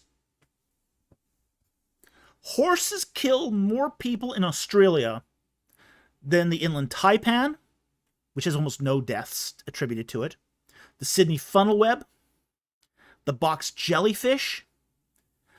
You can take all the nasty animals in Australia together, and they still count for less deaths per year than the horse. It's still like horses. Yes, Mrs. Producer still loves horsies. She loves horses. But that's just the statistics here is more people get killed by horses in Australia than by any other animal.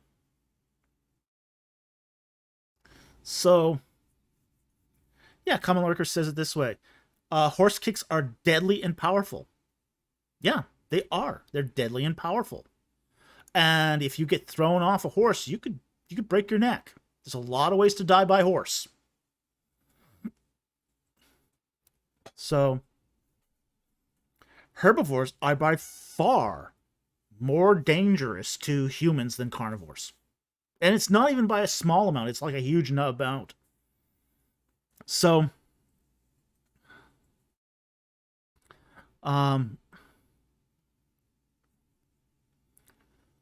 yeah, as far as the what I think is the most I mean, the prehistoric animal I wouldn't want to meet would be an ankylosaurus.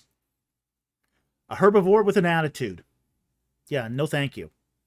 Herbivores have bad enough attitudes as it is. All right, moving on here. Oh yeah, moose are crazy dangerous. Absolutely. Yeah, moose are crazy dangerous. Yeah. Kill more people in Canada than bears.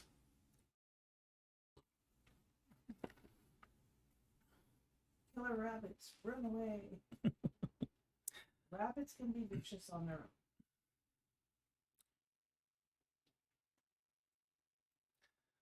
own. Annie Manule says, "Killer rabbits, run away." Hey, your chance of being killed by a rabbit is small, but never zero. There was that video recently about a guy who was riding his bike, and the rabbit came onto the road and kicked him off his bike. That was bizarre. That was bizarre. You should put, did you put that up on? It is on our Discord, yeah.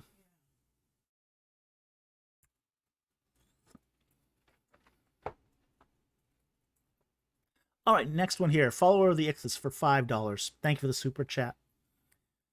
Who wrote the paper you mentioned a long time ago that disproves the perpetual virginity of Mary? Take me a moment to look it up. We do have the paper. It is in the resources channel on our Discord, but it would take me a moment here to find it. Let's see here. Let me see if I can find it quickly. If I can find it quickly.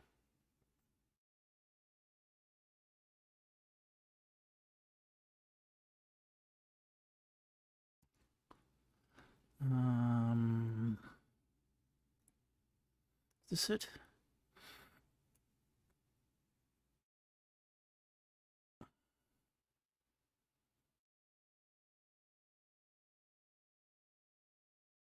Nope, that's not the paper.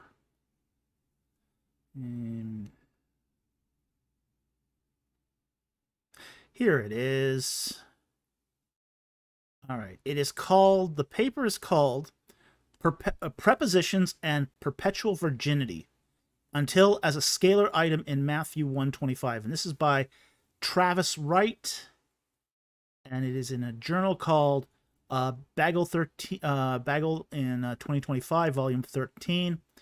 I do have a copy of this journal article on my Discord. It's in the resources section, and you can find it there to read it. So you don't even have to hunt for it. It's in our Discord. Okay, so hope that helps. Thank you very much for that. Again, the author's name on that is Travis Wright, Wright.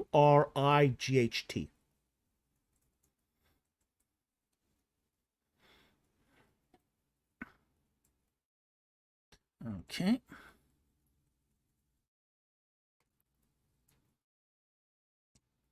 All right, next question here.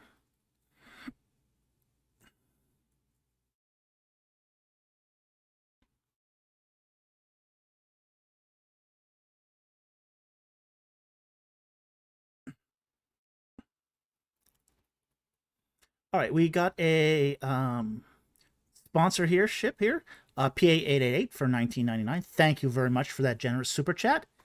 He says, I would like to sponsor a question of your choice. Awesome. Thank you so very much for the sponsorship. We really, really appreciate it. We actually appreciate you putting that in early while we still have a selection here. So very much appreciate that.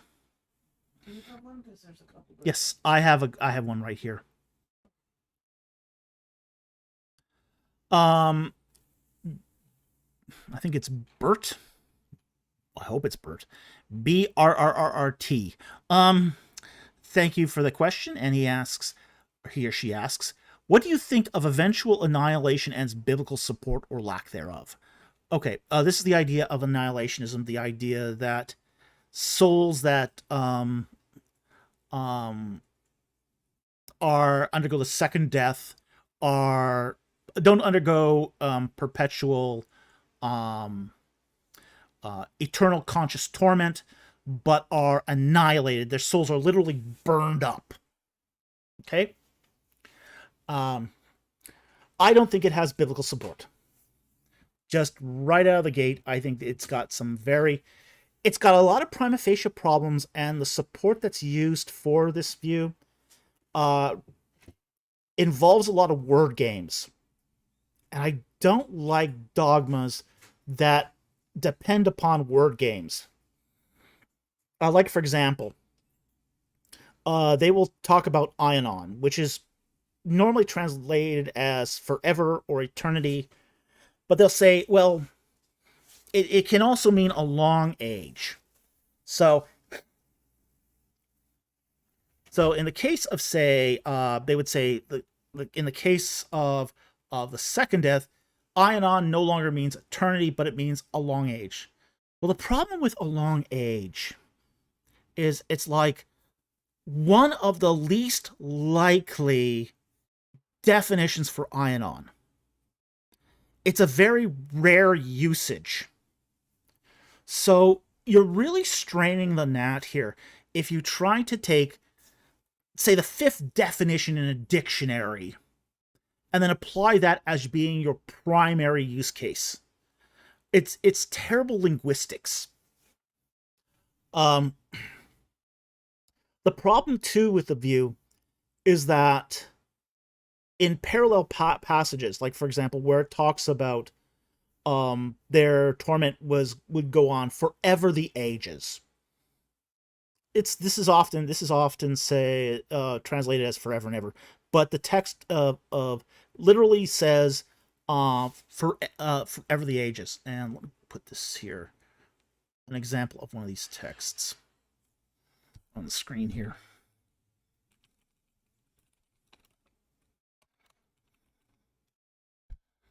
Okay.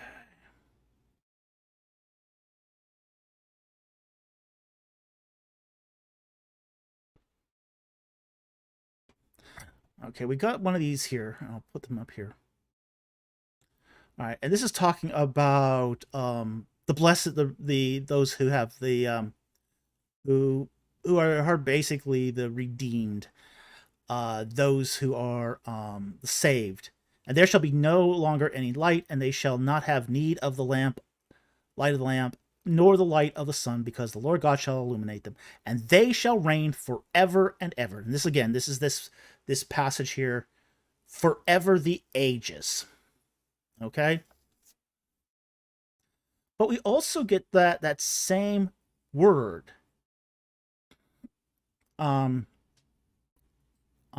about, say, the judging of the reprobate. And the second time they said, hallelujah, her smoke rises up forever the ages.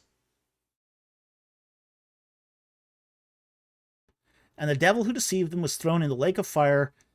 This is Revelation 20, verse 10, where the beast and the false prophet, and also they will be tormented day and night forever the ages.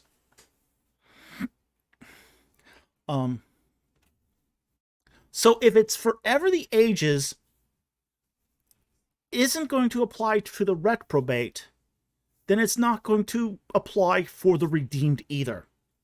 So this view has other consequences that I think are really problematic. What it comes ultimately down to is that annihilationism is an emotional argument. It almost always revolves around, well, I have a friend who's rejected Christ. I love my friend. So how can a loving God take my friend who's rejected him and have him undergo eternal torment? It comes down to an emotional argument, not a theological or a textual argument. So, and really you push against this view of annihilationism, and it doesn't stand. It doesn't stand on its own merits. It has to fall back onto an emotional justification. And that's always a poor way of exegeting a text. So I find no support for this argument. It's an argument sort of bereft of textual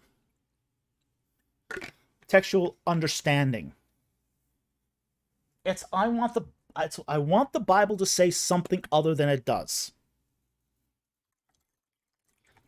So I'm going to try to find a clever way around the text. So I find it a very dishonest position too. So anyway, I hope that helps. Thank you very much, PA888, for supporting this non-super chat. We really appreciate your sponsorship. Thank you so very much, and we hope that answered the question.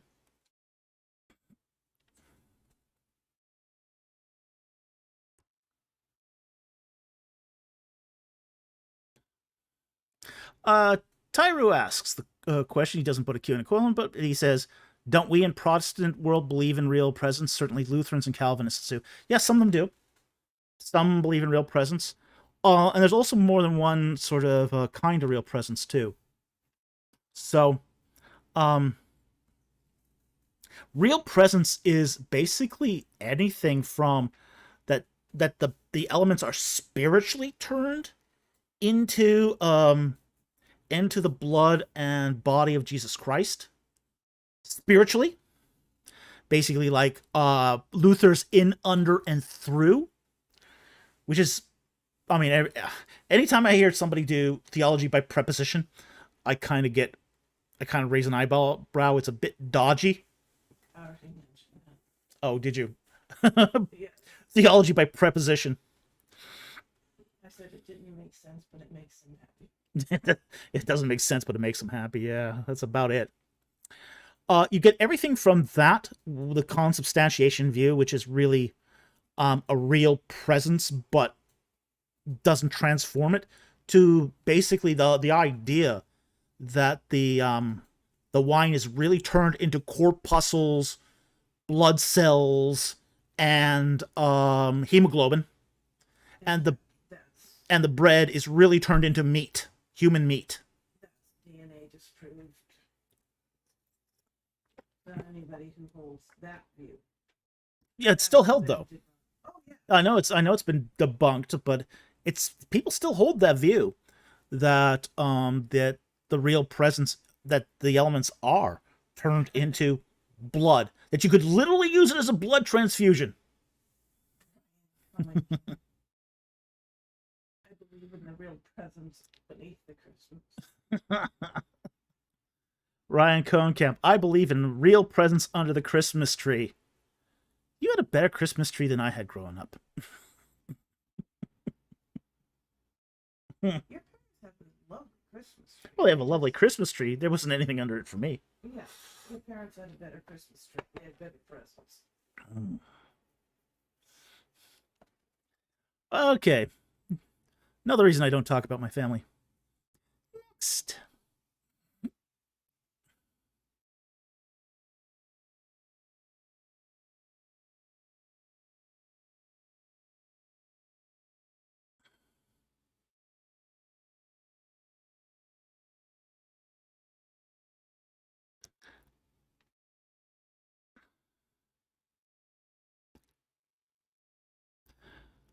Love to talk about the lizard people.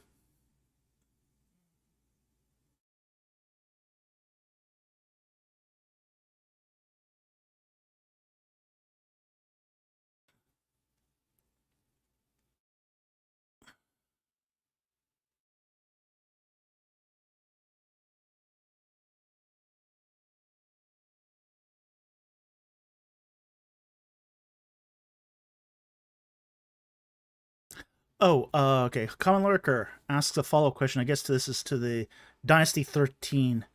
Talking about the Egyptian pharaohs of Dynasty 13, the Egyptian kings of Dynasty 13.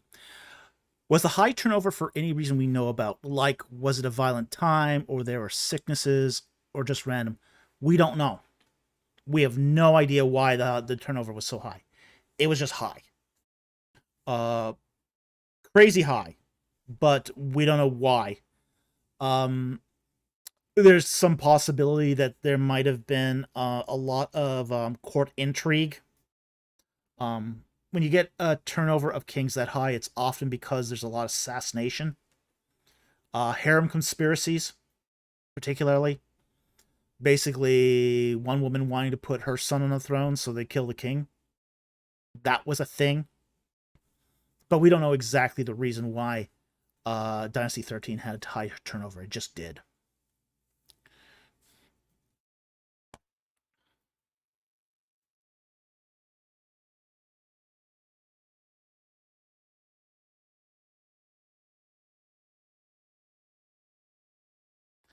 Ryan Cohenkamp, do you think Abraham did this on purpose so he could get stuff?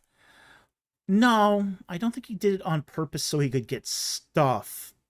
It's clear from the text that he's doing it to save his skin. Essentially, he's hiding. He doesn't want to be killed for the, quote, beauty of his wife. He thinks that people will see the beauty of Sarah and basically kill him for his wife. So I don't think he's doing it on purpose for that. I think he is displaying incredible cowardice. And, I mean, if I was the king, I wouldn't reward that cowardice, but hey. Well, he's trying to. The pharaohs are, yeah, they're trying to buy him off so he doesn't. He got warned in a dream. That must have been a dream of you're going to get serious retribution. So he's avoiding consequences. Yeah, the pharaoh's avoiding consequences here is what he's doing. Ryan Cohenkamp, why didn't Pharaoh take back the gifts? Because he didn't want to tick off Abraham's God. That's why. Because bribes were the way you dealt with gods back then. Yeah, bribes were the way you dealt with gods back then, and they're prophets. So, Abraham is identified as a prophet, and basically, you don't mess with gods or their prophets. So, there's no take-backsies, unfortunately.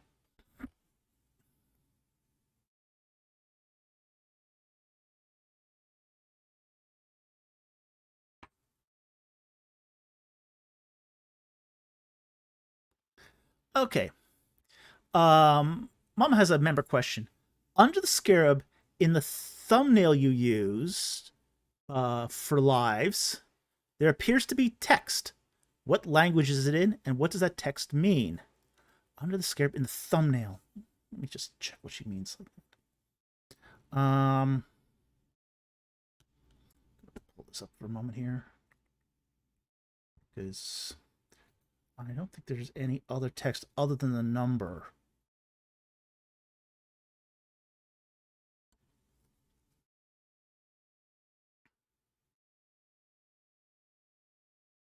Okay, I'm going to copy this. Let me do add image. So I'm going to pull up here the thumbnail. All right. And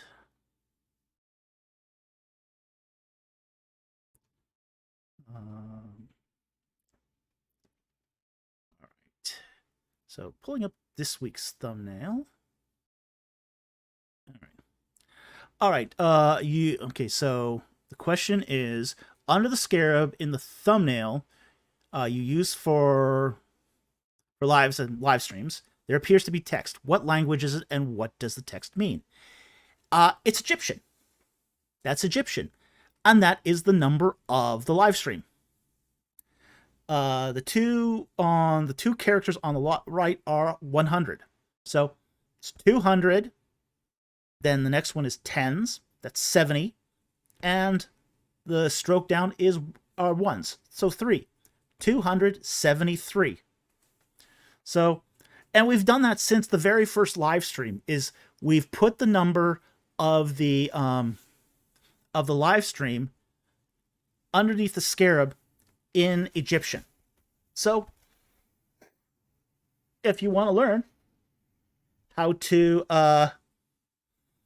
count in Egyptian, it's right there for you. So all you have to do is just pay attention to the live streams, and you can figure out how to count in Egyptian. I think you're the first person who's ever asked that question.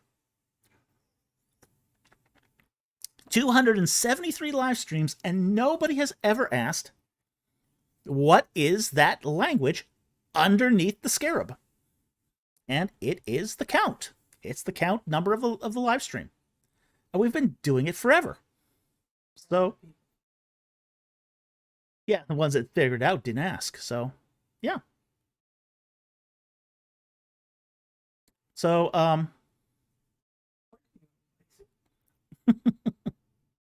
Mama says, I see it now. So cool. That's so cool. The 14-year-old. I like mine. Number of tablespoons of Egyptian spices. Make it Number of tablespoons used to make a Hick sauce, huh? Okay, lovely.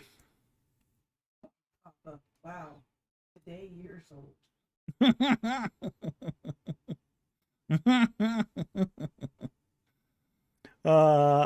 Ryan Cohen Cap. What's the language of the characters to the right of the scarab?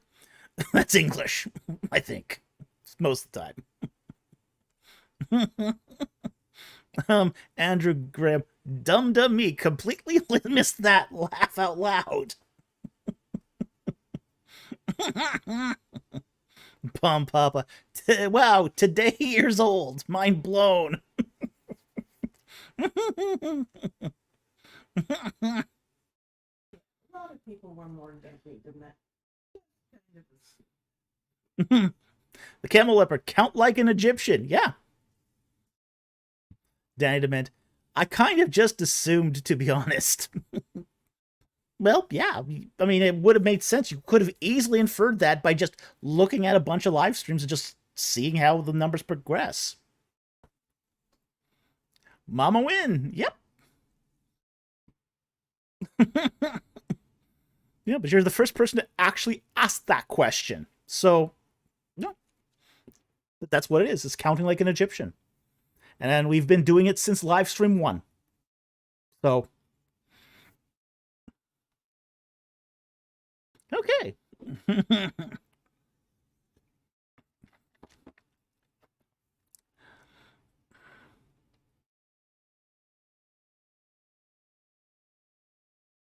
Camel Lip for $2. Did the Atlanteans write in hieroglyphics? Ooh, bad pun. Bad pun. Terrible pun. Atlanteans didn't exist, so at least as far as I care. As far as I understand. It's a great pun. It's just, ooh. Groner. Bum Papa, I saw, but I did not observe. Okay.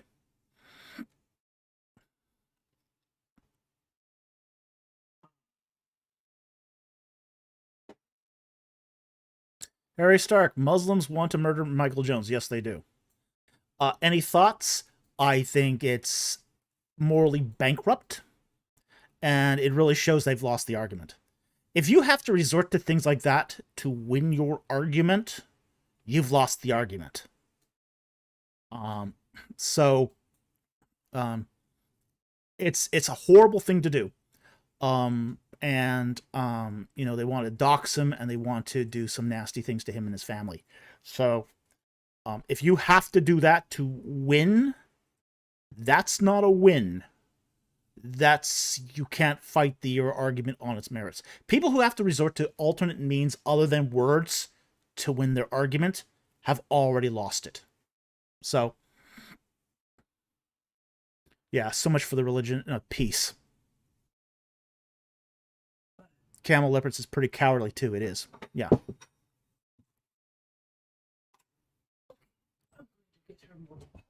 Okay.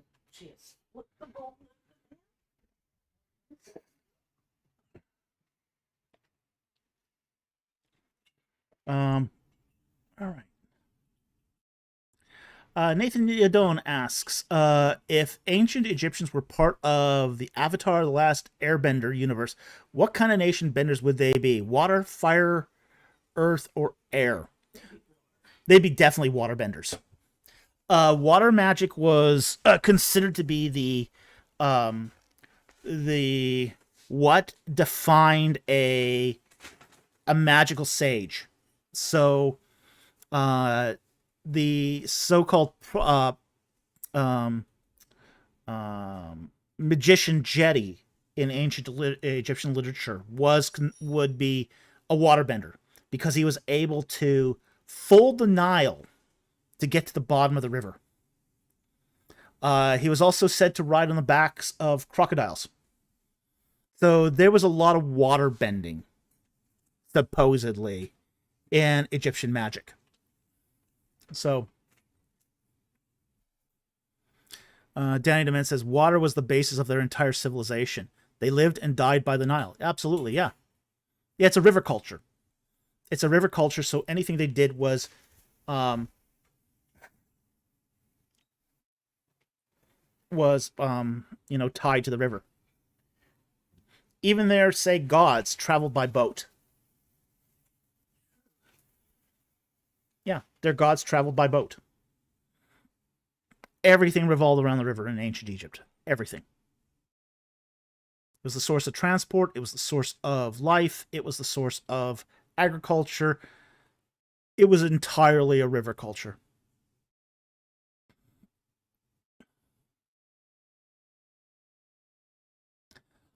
Okay. Greetings, Dr. Falk. This is from the Dragon of the Mississippi.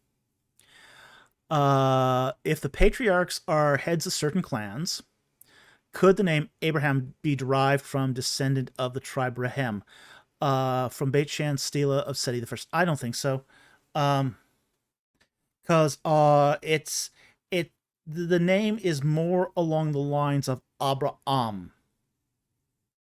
so father of nations, and that's pretty much spelled out in the Bible.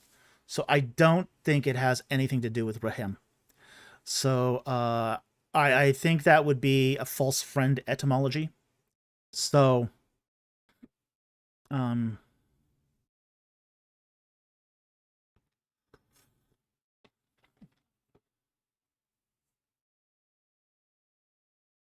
so yeah, that's one of those things that I just don't think is a viable etymology. But it's an interesting theory, and sometimes you want to throw out interesting theories and see if they have got any legs. But this case, I don't think they do. So thank you for the question. Really appreciate it, and I hope it helped.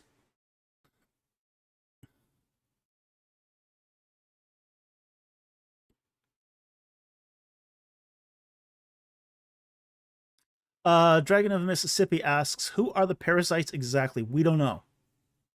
Are they mentioned in ancient Egyptian records? No, they're not. They also seem to be confined to a very small area of northern Canaan. So we don't exactly know who the parasites are. We don't know if they're Amorites, a splinter group of the Amorites, or the Canaanites. We just don't know. We do know that their locality is very confined.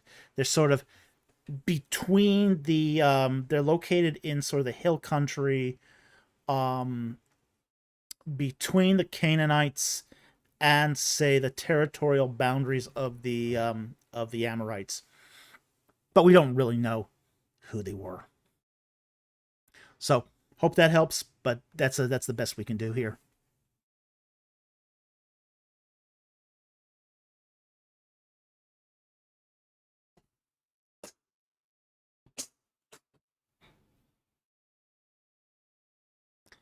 Dragon of the Mississippi asks, in Proverbs 7:16, the author states his bed is covered in Egyptian linen. Is this a common Egyptian practice? Oh yeah, they're a big linen culture. Pull up the proverb here.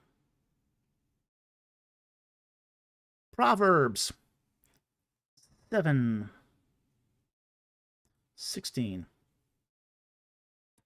I have spread my couch with coverings, with the colored linens of Egypt. We do actually have a lot of preserved fabrics from Egypt, which is very unusual. One of the things about cloth is it doesn't preserve well. In fact, it is very hard to preserve. It's one of the most difficult things to conserve too. So, and we have found, if you ever go to the National Museum of Egypt, not the gem and not the Egyptian Museum. There's a separate museum called the National Museum of Egyptian Culture. and it's in its own building. It's near the mosque of the Great Mosque. Um, it's in East Cairo, or what's sometimes called New Cairo, and it's a how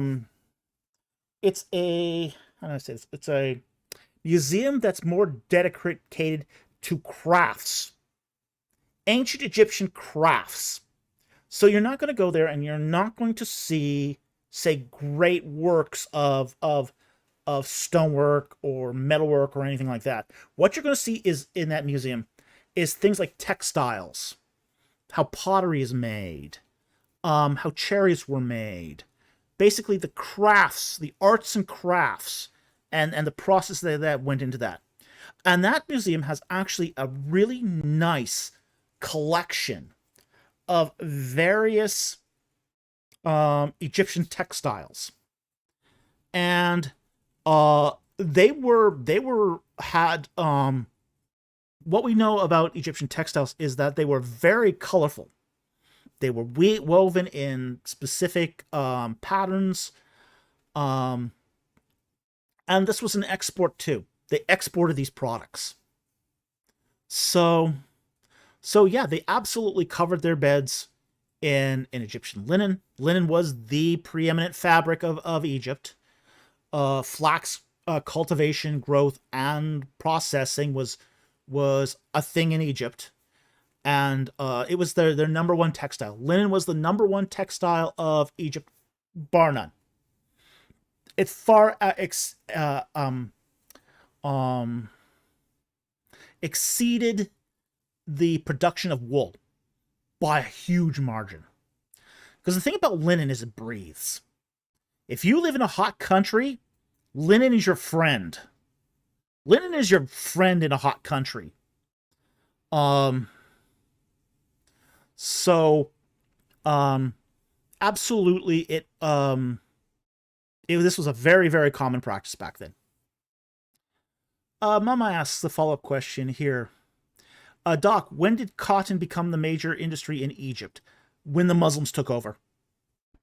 The Muslims ripped out all the linen. They ripped out half the wheat. They ripped out the papyrus. And they replaced it all with cotton fields. And 2 million people starved in Egypt because of that change. And the reason why it was changed was that the Muslims wanted to use the Egyptian fields to cultivate cotton and export it as a cash crop to India. That's the reason. Okay? It was one of the biggest tragedies that Islam had ever foisted on a population. They killed a huge percentage of the Egyptian population for a cash crop. It was really a disgusting episode in history. Mama says, "Oh look, the religion of peace strikes again." Yeah, but that's just the history of cotton in Egypt. There was no cotton in Egypt prior to Islam. Islam comes in, rips out the crops, the existing crops, puts in cotton because they can export that. And it's expensive. So,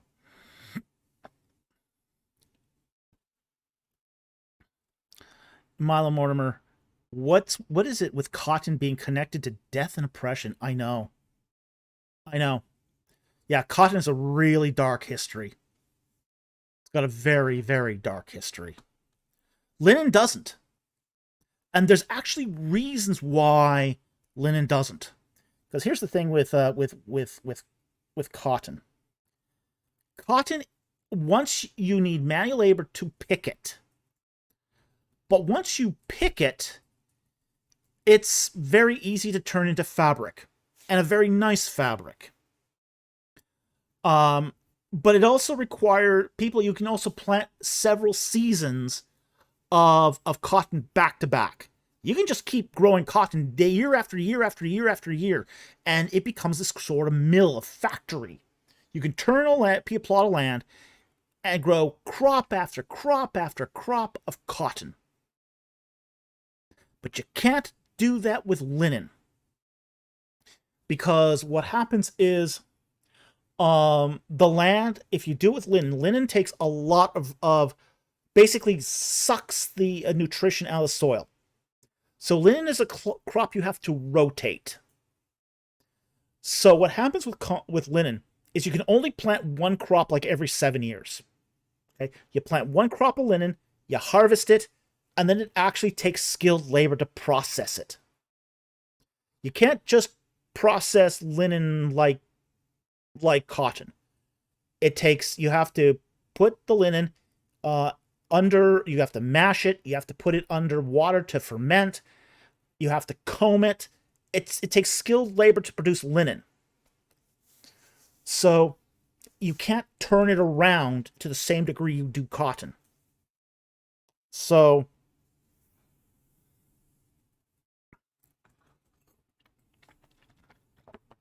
you can't exploit people with linen in the same way you can exploit them with cotton. Cotton is very easy to exploit people. Very easy. Because you can just keep replanting it, growing the crop, and turning it over. And you can have several crops in a year. So, really easy to exploit people with cotton. That's why it has such a dark history. Because it's so easy to exploit people with it.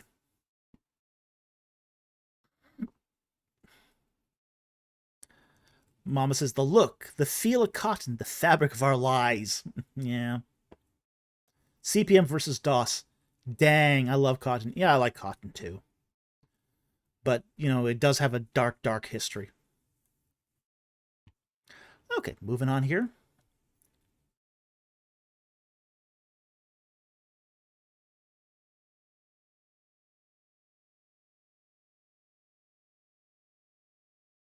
Ryan Cohenkamp asks, what kind of martial arts did Jacob use on the angel?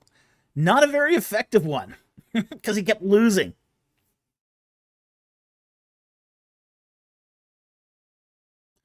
Okay, next one here.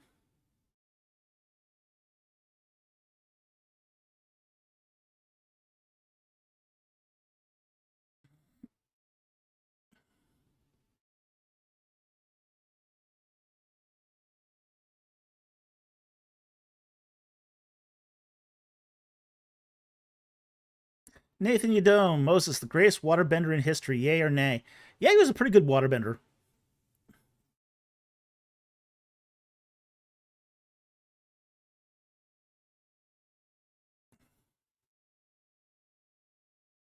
Okay, Tony G for $4.99. Thank you for the super chat. You think Joseph paid Potiphar a visit once Joseph was made vizier? Let's talk about Potiphar. Okay. I think Potiphar was between a rock and a hard place. I'm gonna give Potiphar the benefit of the doubt. Okay. His wife, Potiphar's wife, basically accuses Joseph of SA. All right. What's he going to do in that situation? Potiphar doesn't have a lot of options here. Potiphar is basically going to have to... He probably does not believe his wife, right? He probably knows quite well what kind of woman she is. Okay? He probably did the honorable way out in not having Joseph killed. Well, he couldn't have killed him anyway. So, but there's really no... I mean, basically, it's a slave's word against a citizeness. And Potiphar's wife would be a citizeness. Now, a citizeness is the female of citizen. It was a sort of a rank that high women would have had. And Potiphar, being a captain of the guard, his wife would have had that rank of citizeness. So so now you've got the word of a citizen against the word of a slave. There's no out for Potiphar here other than to remand Joseph for justice. Mama says he could have had Joseph killed and he didn't, which is indicative. Well, he couldn't just kill a slave. That wasn't permitted.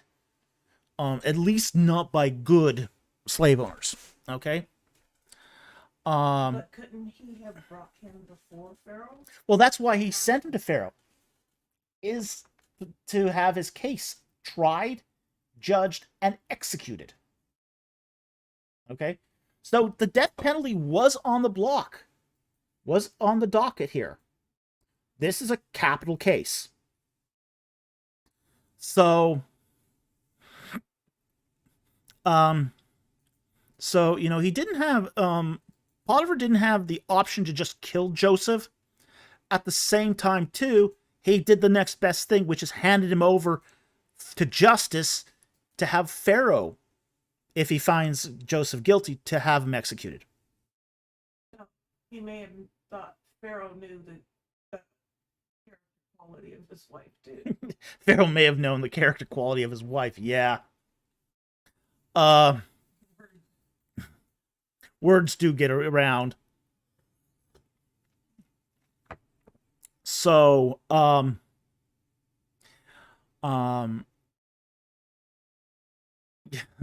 Mortimer, companies don't kill their employees when they do something illegal.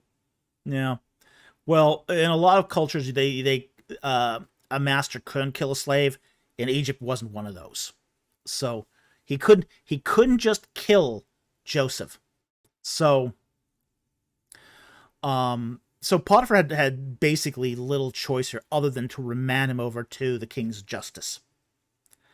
And Pharaoh does what he always does. Lets them rot. A long time. Basically, the way justice worked in kind of Egypt, as far as how cases were remanded and judged, is they basically prisoners were sent to the Egyptian prison. Is essentially basically a rock quarry. So you as a prisoner would be sent to a rock quarry in the middle of nowhere. Okay? They're sent to a rock quarry in the middle of nowhere, and at that point, Pharaoh just usually forgets about them. They'll sometimes die on working at the rock quarry. And then generally what happens is some advisor will come up to Pharaoh and say, hey, that rock quarry? It's getting kind of full. You should probably quickly judge a few of these just to empty it out a bit. Costing too much to feed the workers and the benefit we're getting. Yeah, it's costing too much to feed the workers for the benefit we're getting. So at that point, the king will judge a bunch of cases at once. It's like, he goes, oh, if I have to. I don't like judging criminal cases. No king liked judging criminal cases. But, it was his duty. So they would then basically corvée a bunch of them from the rock quarry, and then he'd judge them. Some he'd set free, some he didn't.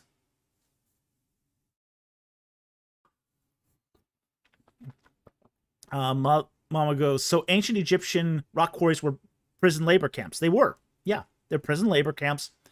And you were expected to work whether you're guilty or not. So if you are found innocent, oh well. No restitution for you. Just be thankful you made it out alive. So yeah, that's the fun of Egyptian justice for you.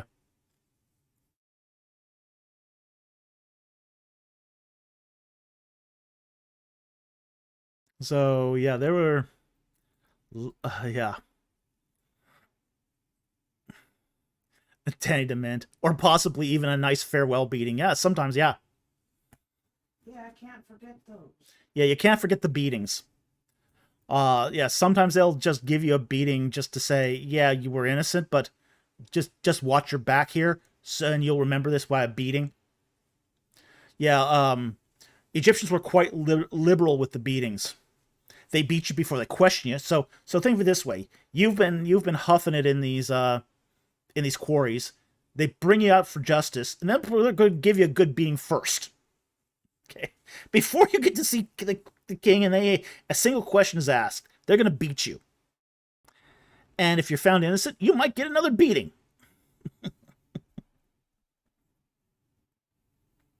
So what would prisoners have been fed? Mama asks, what would they have fed them? Probably not very good stuff. They might have fed them barley gruel.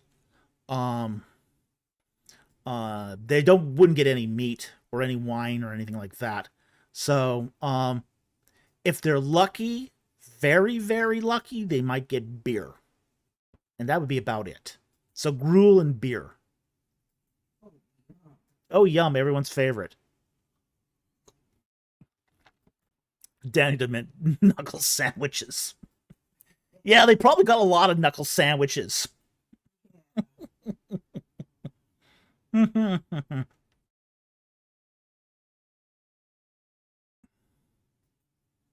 Yeah, they were big on the knuckle sandwiches.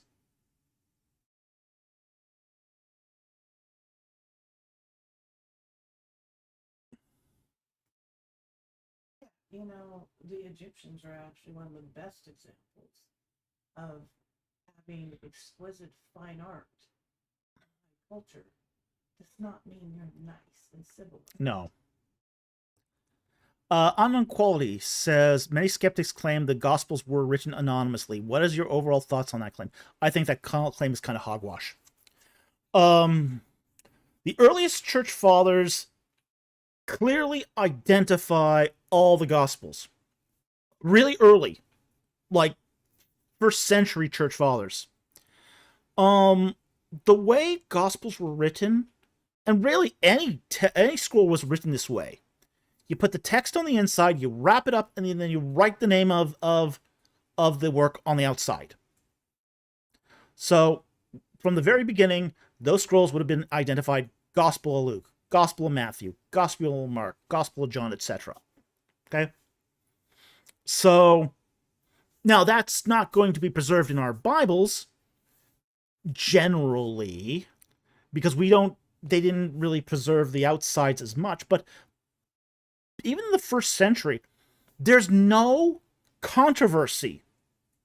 There's no controversy in the church fathers over who wrote what gospel. None.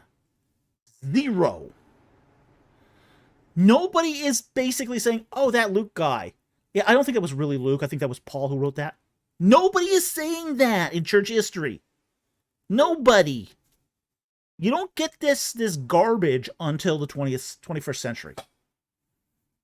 That's when you get this, is in the 20th and 21st century, where these claims that Gospels were anonymous. It's just not how it worked. Everyone from as I said, from the first century on, identified the Gospels according to their respective authors. And again, there's no controversy over this. So, it's empty conjecture. It's complete empty conjecture. So, Merv Monsons, but skeptics would claim the church fathers lied. Yeah, that's an ad hoc fallacy. It's an ad hoc argument.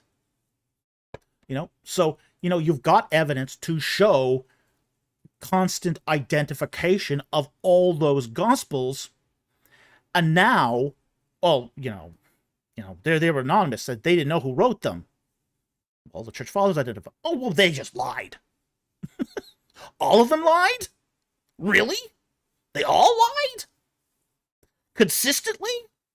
Across the whole Roman Empire? They lied? Because the church fathers aren't in one place. They're spread out all over the Roman Empire. We've got them in Egypt. We've got them in Palestine. We've got them in Rome. We've got them in frickin' France. Some of those church fathers lived in France.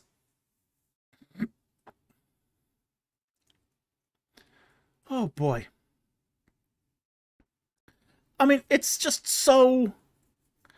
I mean, the idea that the church fathers lied about who wrote the Gospels stretches credulity to the breaking point. I mean, it's just stupid.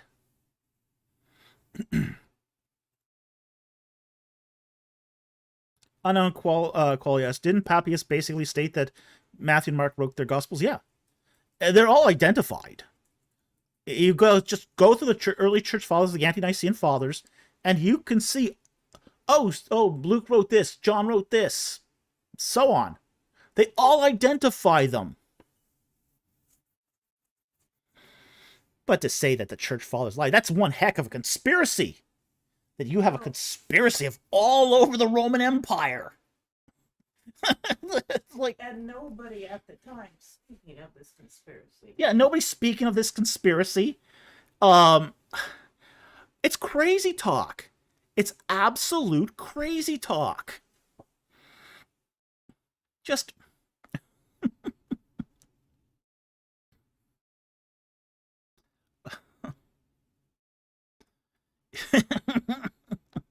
Mama says, quote, we got them in frickin' France. End quote. Yeah, well, we do. Yeah. You would have to make a conspiracy that we all agree from these various different branches of Christianity that we're going to call these Gospels X. You know, you've got the whole branch of Alexandrian Christianity that has its own traditions. You've got Antioch, which has its own traditions. You've got Rome that has its own traditions of patristic writings, and then you're going to have to get them all to agree because these writings are anonymous and we don't know what to call them because they're anonymous. Therefore, we're all going to get all these church fathers, these hundreds of church fathers spread out all over the Roman Empire to magically agree on the names of the writers of the four Gospels. When they didn't agree with each other on anything else. Yeah, exactly. They disagree on just about everything. You know, the church fathers aren't you know, basically a happy family. Church fathers disagree on everything. You know, and I mean, this is one of the things that sort of irritates me about people who just start getting into patristic studies, is they'll go, oh, I want to learn what the early church believed, so I'm going to read this church father. Yeah, keep reading, dude. Yeah, when you get out to your 100th church father and you discover nobody agrees on anything, but then suddenly, magically, they all agree on who wrote the Gospels? Supposedly, it's something that is supposed to be, according to modern critics, anonymous and nobody knows who wrote them? Yeah, come on. Yeah. That's a credibility stretching exercise. He said if the Gospels were anonymous and the names added later, why would they pick Luke and Mark? Matthew and John, sure. Luke and Mark. Anonymous, unknown quality. If the Gospels were anonymous and names added later, then why would whoever picked Luke and Mark, Matthew and John, sure, but Luke and Mark, yeah, it doesn't make a lick of sense. None of this makes a lick of sense. Just, yeah, not so. Okay, let's move on here. Thank you, Mr. EC, for your help today. Mr. EC was busy today. Yeah, Mr. EC's been busy today.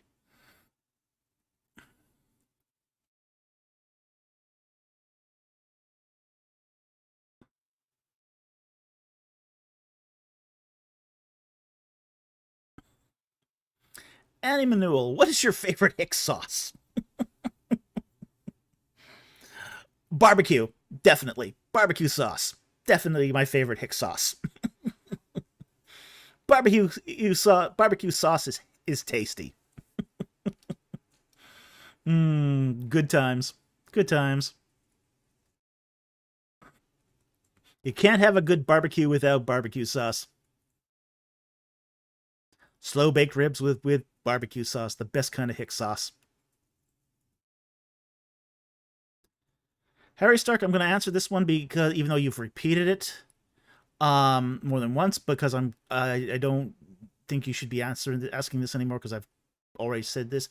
Any thoughts on the scholarship of William M. Ramsey? Nope, never read him, so they have no idea about his scholarship, so can't judge one way or the other. Unknown Quality asks the question, is it just me, or are more people accepting that an exodus did happen? They are, but it's what's going on here, I think, is more concerning. More people are accepting that an exodus did happen, but a lot of them are also accepting it because of the efforts of early exodus daters. The early exodus daters have been really, really good at getting their message out there. And there's a lot of copycats of the early dating stuff that are sort of amplifying that message. And it's leading people to accept an exodus happened, but not exactly a viable idea of the exodus. So it's sort of a half dozen of one, six of the other kind of deal. It's good that more people are accepting the possibility of a historical exodus. It's bad that they are accepting a distorted view of the exodus. So, I mean, you look at guys like Black Sheep. They're really copying other people's crazy fringe views, but that's getting it out there. So, and frankly, there are more people copying the basically these distortions than there are of the real archaeology, because the real archaeology isn't as glamorous. So Now, truth is rarely as titillating. yeah, truth is rarely as titillating, and truth does not give you always easy answers. Sometimes you just have to go, I don't know, and nobody ever likes I don't know. Yeah, what's the real fate of the Ark? They burnt it down. They melted for. Yeah, they don't like that answer. Yeah, yeah, yeah. Everyone hates the fact that the Ark of the Covenant was probably melted down for coinage. Everyone hates that answer. It's not as glamorous as it hiding in some church in Ethiopia. Mama goes, unintellectual vermin. You know, a lot of them are. Okay. Harry Stark asks, what's David's computer hardware? Old. It's old. Ancient. Okay, my computer hardware. I have a custom-built system that I built myself. It uses a Ryzen 7 1800 processor, so it's an AMD processor, which is an old processor. It's over 10 years old now. I have 64 megs of memory, or 64 gigs of memory, so that's good. It's DDR4 memory. My graphics card is an NVIDIA, not a GFX 960. The graphics card on this thing is ancient. It's like a 15-year-old graphics card. And I have 3 monitors. I've got 2 oriented horizontal and 1 oriented vertically. For basically, the one vertically is for basically doing edits and reading. So that's my computer hardware up in a nutshell. I have an audio device attached to it. I've got crazy amount of attachments to the computer. But it's long in the tooth. It's really long in the tooth. My computer system could use an upgrade, especially on the graphics card. So, but right now with memory prices, that's probably not going to happen. We don't have the state of the art here. We just sort of limp along because that's what we can afford, is to limp along. So,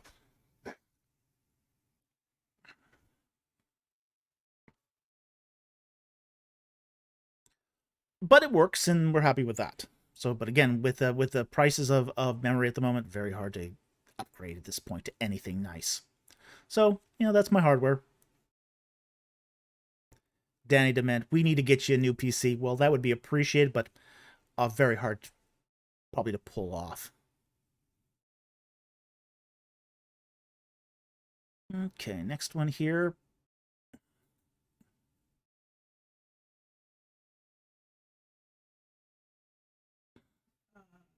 Milo's got a member question. Miles got a member question. Okay. See it. All right. She says, "Have you listened to Will Wood and the Tapeworms yet?" No, I haven't. Make another note. I made a note last week. I just haven't followed up on it. Last week was incredibly busy. I mean, Will Wood and the Tapeworms.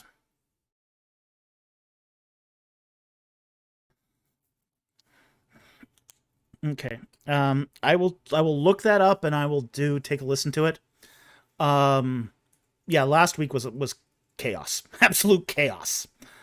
This week is still also going to be chaos because we're going to be doing 2 live streams this week. But I'll try to find with the editing done on book 4 done, on Fallen Star done. I have a little more time to do some of that stuff now. So yeah, I'll definitely give that a listen to this week. Milo says, "Hi Doc, want to call it a night? Could you answer my member question?" I think we just did. She also says, "Also thank you to introducing me to My Bloody Valentine." Well, you're welcome. She says, "I really enjoyed the Loveless album." The Loveless album's great. That's a great album. Very crunchy. Very crunchy.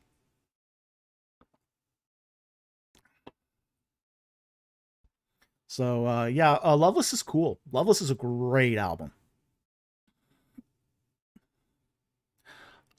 Swerve Driver's Sci-Flyer is also very good. All right, moving on here.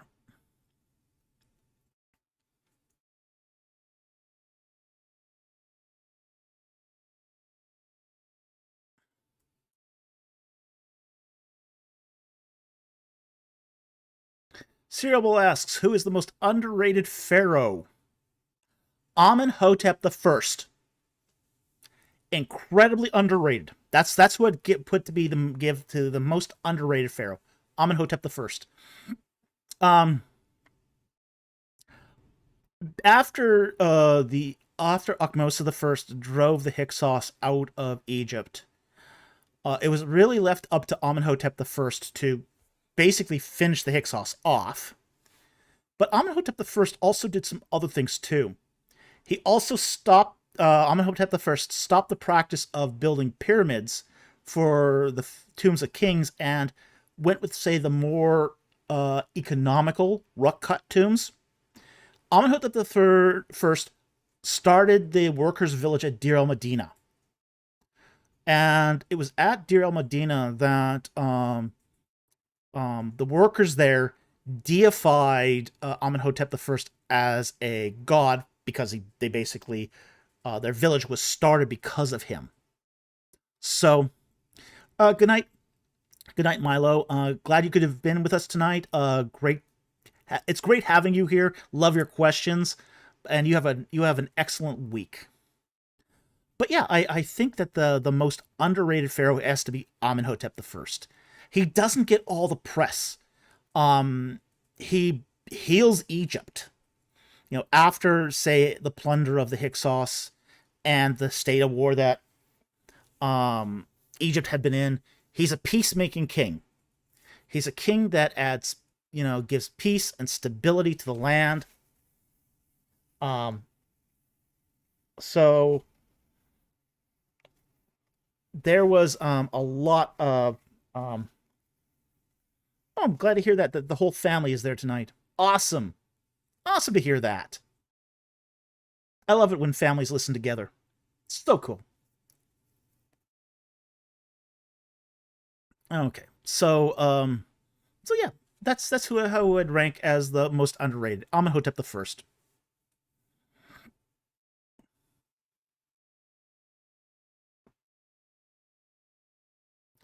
Unknown Quality asks, was there ever a pharaoh who was objectively a morally righteous leader? Yes, there were several of them, and particularly in the Middle Kingdom. Um, you know, I hate with this guy, David Down. David Down. Um, terrible source. Terrible source. Not very good. Not Perry Down, no. David Down. David Downs. He's his books are often sold among young Earth creationist literature. So if you go to any young Earth creationist literature table, you'll sometimes see books on the pharaohs of Egypt by David Downs. Idiot. He's an idiot. But one of his famous arguments, is that the kings of the Middle Kingdom were the oppression pharaoh or the Exodus pharaoh, and they had to be the Exodus pharaoh because they looked mean. They had those big ears, and they looked so mean. They're mean. They look mean. It's the stupidest argument ever. That's pretty sad. It is very sad. The reason why the statues of Middle Kingdom pharaohs were portrayed the way they were, because they were portrayed to look serious. The big ears on those statues were to show that they were listening to their people. They are kings who listened. And there's that phrase is even used in some Middle Kingdom literature. To be a righteous king who listens. Well, that's a good quality in a king. You want a king who listens to his people, to his advisors, who does righteousness, who takes the job seriously. The job's not a joke to them. You don't want a party frat boy. Papa, look at that frown. He's a tyrant. And that's David Down's argument. Look at that frown. He's a tyrant. Could just have cavities from all the figs. That'll make you frown too. Yeah. But to them, to those Middle Kingdom kings, being king wasn't a joke. It wasn't something they just accepted. There was a serious responsibility that 12th dynasty had. And that even carried on into Dynasty 13. Guys like Sinwasp III, Sinwasp II, even going right down to Amenemhat to the third, those kings are portrayed in that way because it was a duty to be king, a serious responsibility where it could affect people's lives. There was nothing callous about the way they ruled. And a lot of the Middle Kingdom prospered because of this. Was much of the reason why the Middle Kingdom prospered the way it did. It's because those kings took their role as king very, very seriously. It was not a joke. They weren't party boys. They weren't sort of, smug or arrogant or anything like that. They listened to the people. They listened to the concerns of their people, and they addressed justice. So yeah, there were there were several kings that were objectively morally righteous, and we find them mostly in the Middle Kingdom. So, hope that helped. Thank you for the question. Really appreciate it.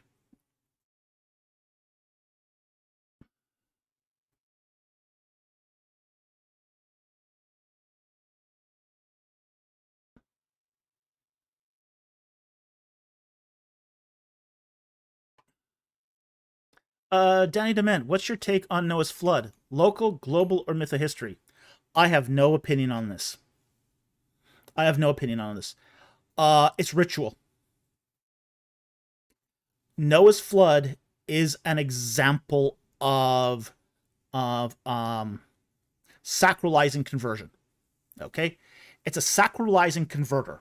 That's what Noah's Ark is. You basically stick some, and for those of you who have not heard the term sacralizing converter in a while, or have not read my book on the Ark of the Covenant in its Egyptian context, a sacralizing converter is when you have offerings. You put it in a box, you do some rituals over it, some spells or prayers, you maybe wash a little bit of holy water over it, and you pop it open, and out comes stuff that is sacred and fit for use by the gods. That's what a sacralizing converter is. Noah's Ark is an example of a sacralizing converter. Unholy people, unholy animals, go into the Ark. It's a box, the teba. Okay? It gets washed around a bit. Okay? The Ark is opened, and out comes holy people, holy animals, animals fit for purpose. God's purpose in the new earth. Okay? So, really what we're talking about here is basically a prolegomena, basically establishes a foundation for doing sacralizing conversion of offerings for the tabernacle. That's really what this is. Okay? It gives the mythological foundation for temple offerings. So that's what's going on there. Okay? Now, whether the flood is local or global or mythohistory is almost irrelevant to what its function is. So, I don't have an opinion on whether the flood is local, global, or mythohistory. It will be mythohistory in some respect, okay?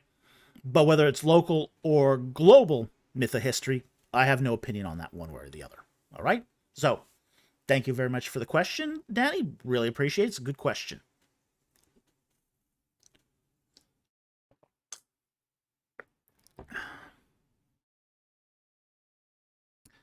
Danny, it's much more affordable if you're willing to make do with, say, DDR3 or 4 RAM, less of a shortage. Yeah, well, I use DDR4. That's what my motherboard takes is DDR4. So, and I bought those RAM sticks when RAM was cheap. So, that's why I've got like 64 gigs, is because I took advantage of the price of that RAM when it was still good. Now, even DDR4 is expensive. Hopefully prices are coming down soon. They're already starting to come down, especially since Google released its quantized AI technology. So suddenly there's less demand for RAM, because they discovered that you don't need all that space for storage for AI data centers. You could fit all that information in 3 bits instead of 8. So that's changed the game again. Danny, need that AI bubble to pop too. It's already on the way.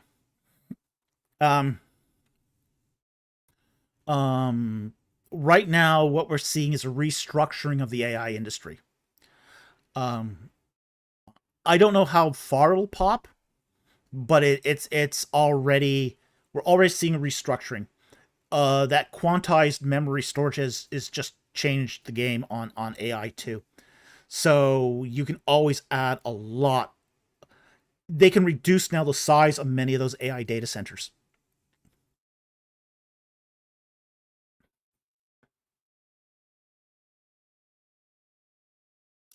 So I think there's going to be AI.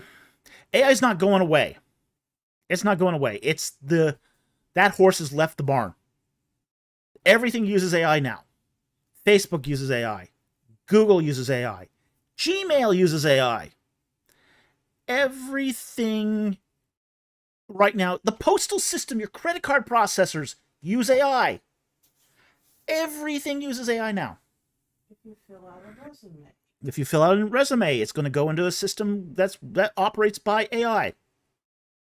Everything uses AI now. You cannot escape it. The question is not how do we stop AI. The question is how do we live with AI? How do you fight to make it ethical?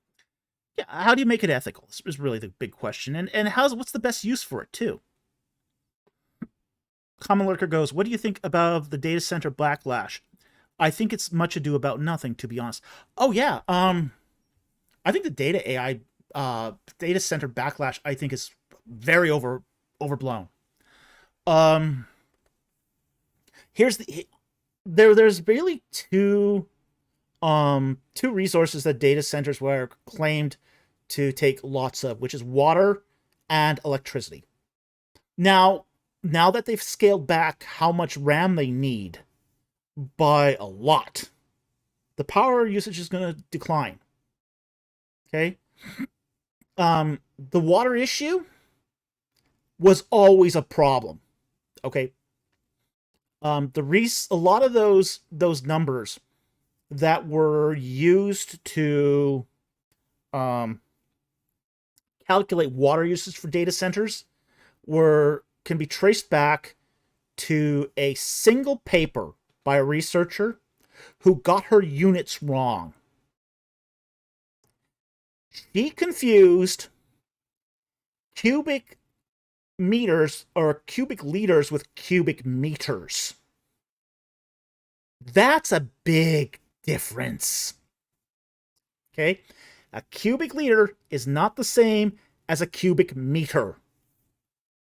In her original paper, she said cubic meters. A cubic meter is 9 liters. Cubic liter is 1. Units matter.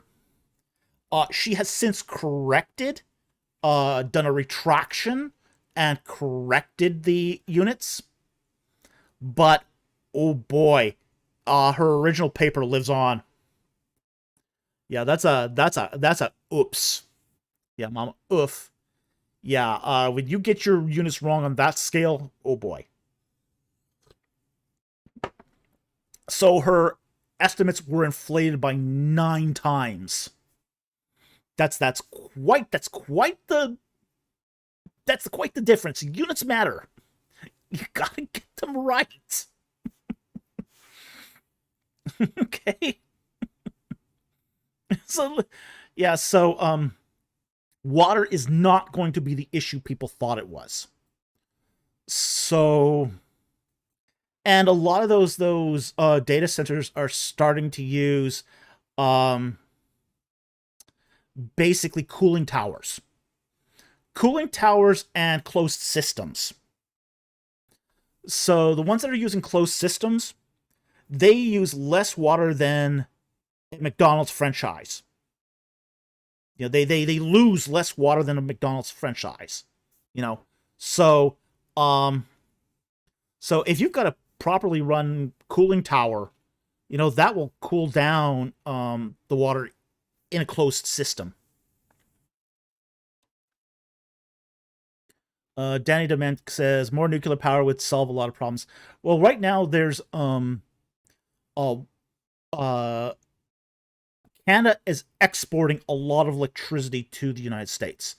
So there's actually still a surplus of electricity out there. So it's not um like there's not enough power. We've got enough power for these data centers at the moment. The question is, as these data centers multiply, will that situation remain? And right now, in the foreseeable future, there isn't, say, the need to expand those power generation for that. Mama goes, the situation reminds me when you explained about the bad science about microplastics. Yeah, a lot of it was bad science. It's bad science. And, even like some of the water estimates uh, were, some of those water estimates also came from the electricity generation itself by hydroelectric dams. Like, I mean, for example, there's the Alcan hydroelectric dam is a river that just pours into the sea. Nobody is using that water as fresh water. Yeah, there's a couple villages on that river that do, but it's a big river. It's a huge river. All that water is eventually going to go into the ocean. So including that in the water statistics for water usage just doesn't make a lot of sense. That was never going to be potable water. Ever. In the same way, the water for cooling, if it can be reduced through closed systems, or from things such as bad estimates, there's no reason why AI data centers is going to end up being a drain on the system. Roger T says there's definitely a push for nanonuclear. Canada has been producing nanonuclear reactors for generations. It's called the CANDU. Basically you can buy an off-the-shelf nuclear reactor from the Canadian Nuclear Regulatory Commission, and it will be delivered to a remote site. They've got one up in where is it? The diamond mining city up in the Northwest Territories. They just basically helicoptered it in, dropped it down, and the thing isn't very big. So nanonuclear reactors have been around a long time. So, and they do support small installations. So.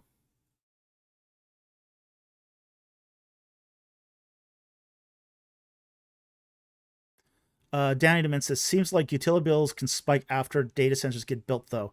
I personally think that a lot of that actually has to do with promises local governments make to attract them. Yeah, some of that, too, is what they call the electrical reservation system. In the United States, data centers have to reserve power. Okay? So it works like this in the United States. A data center moves in, it makes reservations for power and water, and then the government guarantees that reservation goes to them first. How much did Elon Musk reserve in the desert? I don't know. But that can affect your utility bills. They're not necessarily using that power. They're just reserving it. But then once they reserve it, supply and demand takes hold. This is one of the problems with some of the estimates that have gone into these AI data centers is they're done on a reservation system, not a real use system. So if you have a real use system, the actual prices of things like power would be normalized. But because it's a reservation system, that adds demand. And demand increases prices. So, yeah, according to Google, Elon Musk,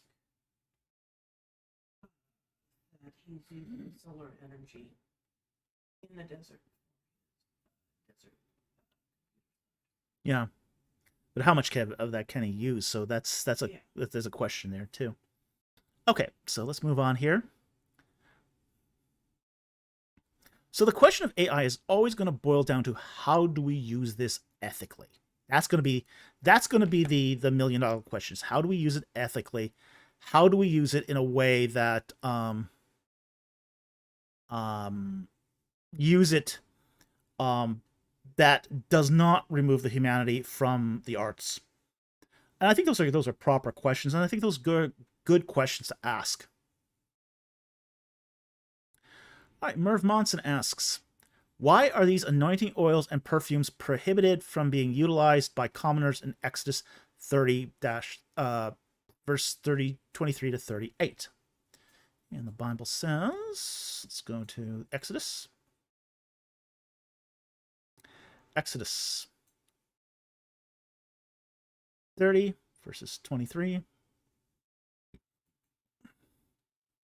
All right, and the text says, take for yourself the finest spices of flowing myrrh, 500 shekels, of fragrant cinnamon, half as much, 250, and of fragrant cane, 250, and of cassia, 500, according to the shekel of the sanctuary, and olive oil, a hin.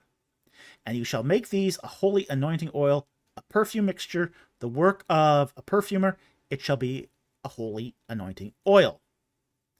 And with it you shall anoint the tent of meeting and the ark of the testimony, and the table and all its utensils, and the lampstand and its utensils, and the altar of incense. And the altar of burnt offerings and its utensils, and the laver and its stand. You shall also consecrate them, and that they may be most holy. Whatever touches them shall be holy. And you shall anoint Aaron and his sons and consecrate them, and they may minister as priests to me. And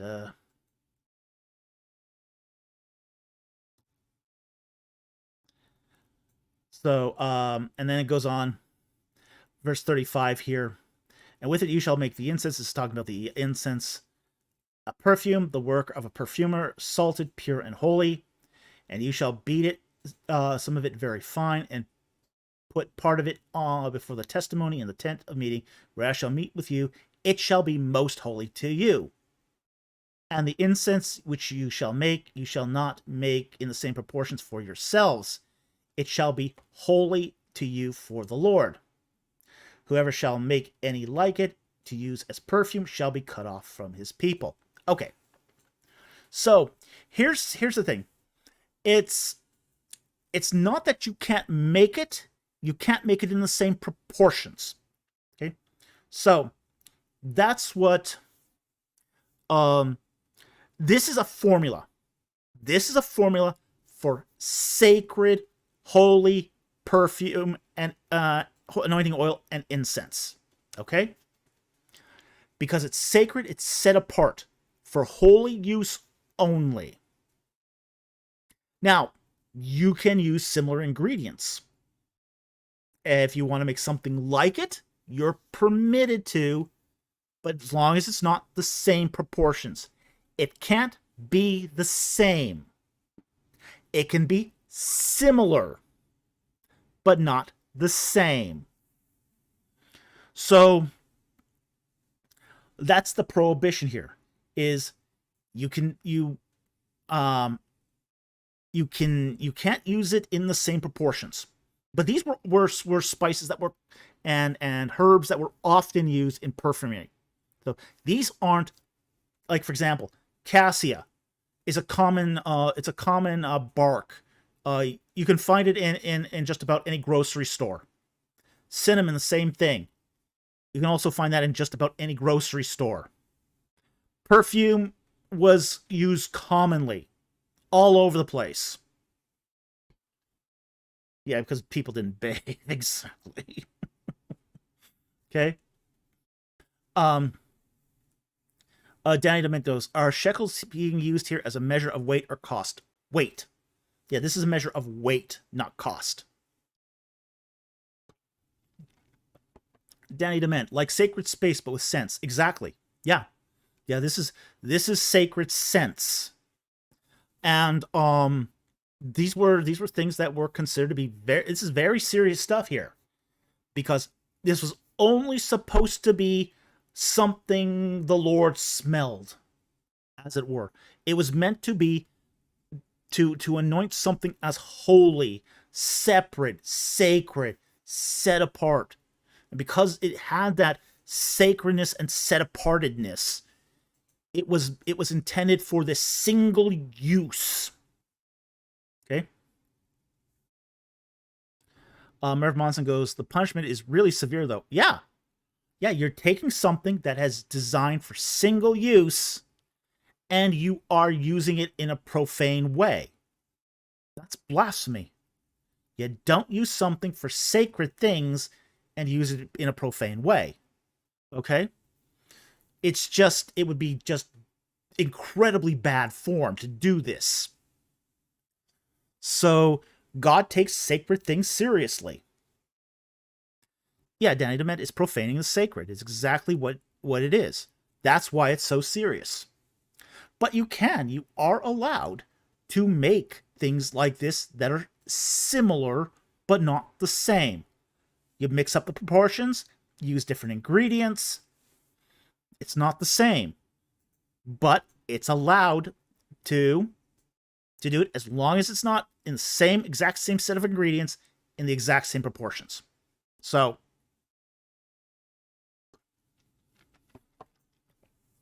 I hope that helped, Merv. Really appreciate it, and it's a great question. Great question. James Byerline asks, did other ancient Near Eastern societies have similar rules around sacred perfumes?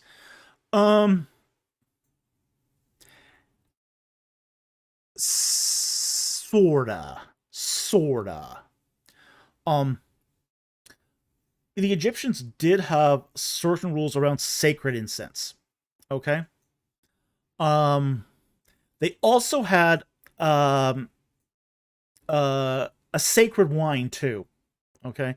So there were things that the Egyptians did that were somewhat similar, not exactly the same. Not in this sort of, say, formula as far as we know, but they did have some, like, for example, the Egyptians had a sacred pomegranate wine that which we are going to be making. we are going to be doing this. We're going to be making sacred pomegranate wine, and we're going to taste test. And it was only to be used at special religious festivals in Egypt. So they did have something like this as well, but it wasn't to the same degree, not by any not by any means. And a lot of these things were sometimes shared with the commoners, unlike this particular case. In the case of, say, Exodus 30, that is forbidden for basically laity to use. So it's something similar, but it wasn't the same. Okay, moving on here. I think we're getting towards the end here.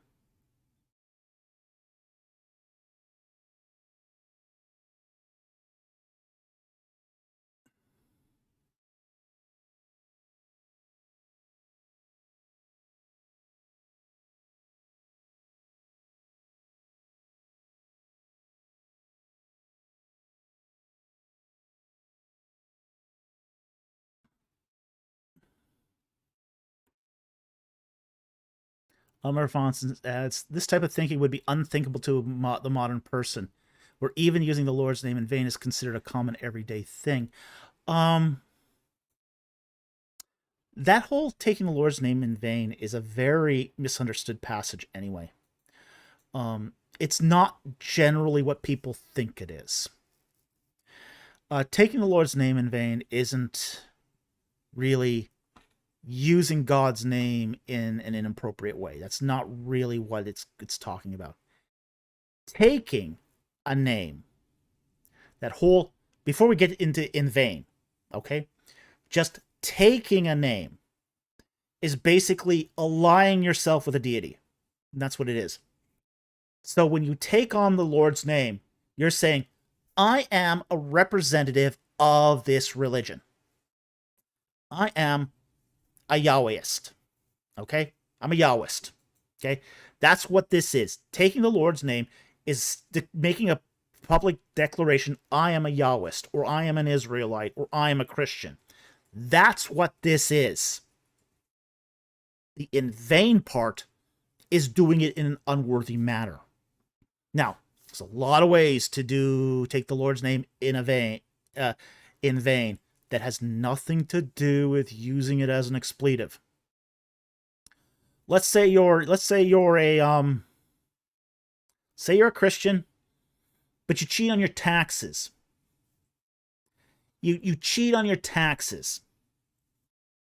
That would be a kind of taking the Lord's name in vain. You steal from your neighbor, or you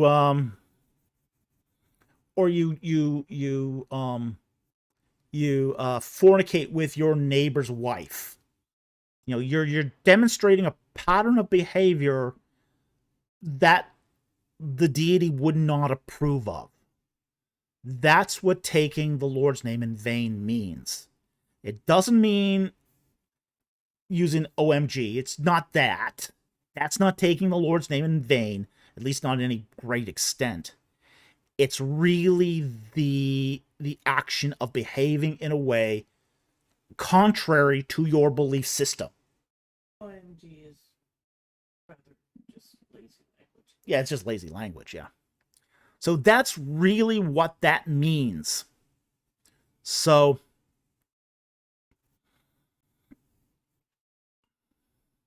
Merv Monson asks the follow-up here. What was the blasphemer stoned for in Leviticus 24, 10 to 16? Well, let's look that up. Leviticus 24, 16. Okay. Moreover, the one who blasphemes the name of the Lord shall be put to death. All the congregation shall stone him. The alien as well as the native, when he blasphemes the name, shall be put to death. Okay. And if a man takes the life of any being, he shall put to death, etc. Okay. So 10 to 16 here. Verse 10. Now the son of an Israelite woman, whose father was an Egyptian, went out among the sons, and the Israelite woman's son and a man of Israel struggled with each other in the camp. And the son of the Israelite woman blasphemed the name and cursed. Okay, now we have to remember what cursing is.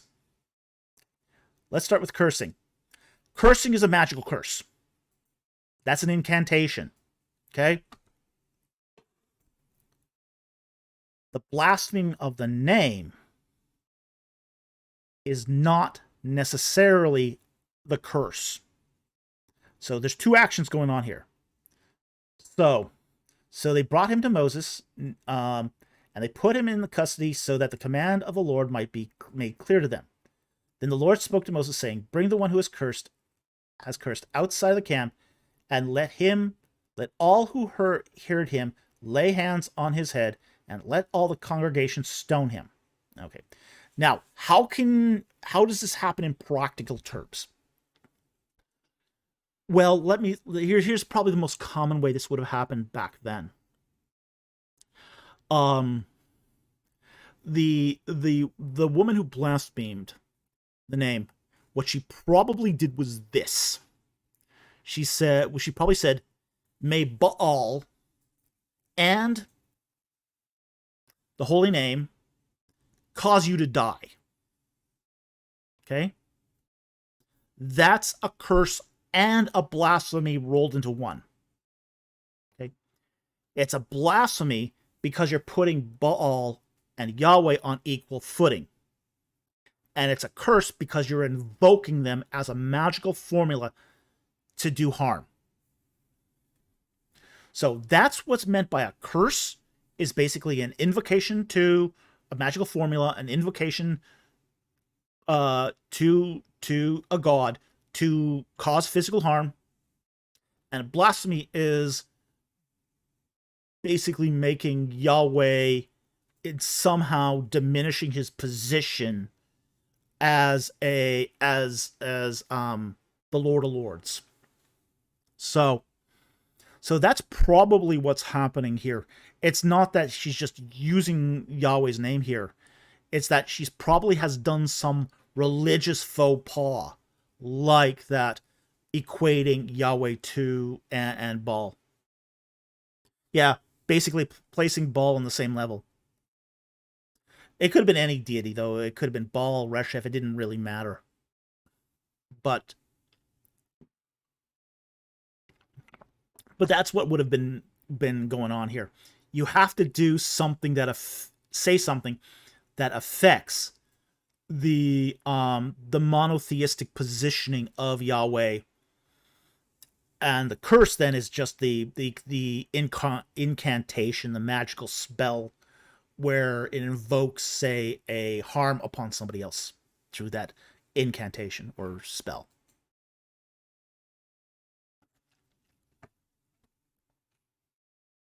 So so I think we're actually at the end of the questions here. Now let me just so let me just take a look and make sure we haven't missed any super chats. I think we got them all, but just make sure.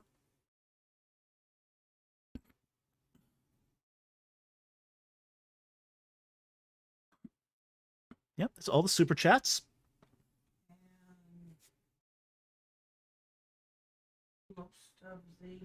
Yeah, we got most of the non-super chats too, so I think we have run the course of this live stream. Merv Monson says, okay, thanks, Folk. Oh, the only one you missed? Yeah? Was at 8:45. The super chat or not? Non-super chat. Non-super chat, 8:45, oh yeah. Teru, is it reasonable position to believe Christ spoke calling me in? Okay, let's go to 8:45. Take this non-super chat, and unless we get any more questions, and this will probably be the last of the night.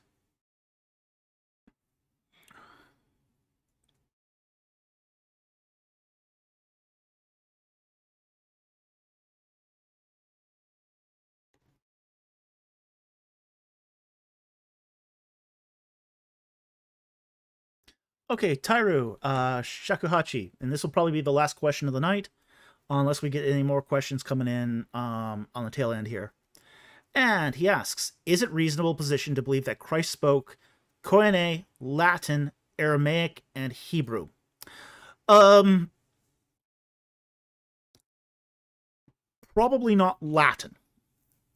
Now, the fact is that there were a lot of people in first century Palestine that were polylingual. They were polyglots. Very, very speaking multiple languages in the past is more of a norm than it is today. So it wasn't uncommon for people to speak multiple languages. Now, as far as, say, the temple is concerned, the temple of the Lord in Jerusalem allowed 2 languages to be spoken in prayer. Hebrew and Koine Greek. Sanhedrin had actually made a determination that Koine Greek was such a beautiful language that it was appropriate for prayers to the Lord. Okay? Koine was a very common spoken language in Jerusalem at the time. So everybody back then in that area knew some Greek. Some. Latin was less known. Latin was difficult to learn. Really, it was a government. It was a language of administration done by the Roman overseers, and at that point, even many Romans had already learned Greek. So you got a lot of Romans coming in ever since Pompey. Pompey, before Pompey, Greek was seen as an effeminate language. It was seen as the language of slaves and effeminate Greeks.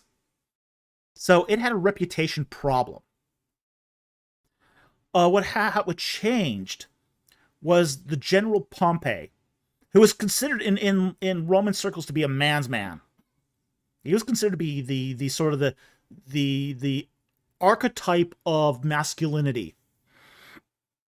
He bought a Greek slave, and Pompey had this Greek slave teach him how to read Greek. Suddenly, everybody in Rome started learning Greek. It became fashionable to read Greek because of what Pompey did. So you had a lot of Roman soldiers coming into Jerusalem, coming into Palestine, knowing already Latin and Greek because it had become so fashionable. So you got the Roman soldiers, they're speaking Latin, they're speaking Greek. You have the local Judean population. They're speaking Aramaic, they're speaking Hebrew, and they're speaking Greek. Greek is sort of the common tongue that everybody in the area is speaking. So just about everybody in Palestine knew some Greek. Now, as far as Hebrew at that point became more of a liturgical language. So you probably knew Hebrew if you were part of a synagogue. So if you were a good Jew who went to synagogue or temple, you probably understood some Hebrew. You had to know Hebrew to read the scrolls. So Christ picks up the Isaiah scroll and he reads the Isaiah scroll. That's in the Gospels. So we know he had to read Hebrew. He would have known some Greek because everyone did. Aramaic was kind of a common tongue, and it was commonly used at the time, but it wasn't a language that was appropriate for the most part for doing prayers or for religious or ritual purpose, even though it is found in some of the books of the Bible like Daniel. There are sections of Daniel that are written in Aramaic. But it wasn't considered to be generally a language that was considered to be holy enough for prayers or temple use. So Jesus definitely knew Hebrew. He probably knew Greek. And he probably knew Aramaic too. Because that was more of the common sort of the Palestinian tongue of the locals was Aramaic. But the people coming in from the outside, the Romans, they knew Latin and they knew Greek. So Greek really flourished in Palestine. It really flourished because it was a crossroads nation. And anytime you get a crossroads nation, the language that the most people understand is going to dominate. And frankly, there were, by this point in time too, outsiders, diaspora communities, Jewish communities that are outside of Palestine. A lot of them didn't speak Hebrew anymore. A lot of them were speaking Greek. And they were reading from the Septuagint. So there's a lot of Jews, first century Jews, that are coming into Palestine for times like Passover and for the festival days, and they're coming in with a Greek understanding. That's their language. They don't know any Hebrew, they don't know any Aramaic, but they know Greek. So Merv Monson says, so I assume Pilate spoke with Jesus in Greek? Yeah, probably. That would be the common language. That's sort of your intersection language. That's the language everybody knows, at least to some extent. Everybody in that area is going to know some Greek. It's the essential, it's the lingua franca of the region. So Hebrew's not the lingua franca anymore. Aramaic, yeah, the local Palestinian or the local Jewish population will know Aramaic, but the soldiers aren't. They're not gonna know Aramaic. Herod, he probably knew Aramaic. He's from he was an Edomian, so he's going to know Aramaic. He also knew some Hebrew because he taught himself Hebrew. He also knew Greek because Herod was had a lot of dealings with the Romans. Lot of dealings with the Romans. Yeah, he was a Roman appointee. Especially after that basically civil war that he participated in with the Romans. So, or against Augustus. So,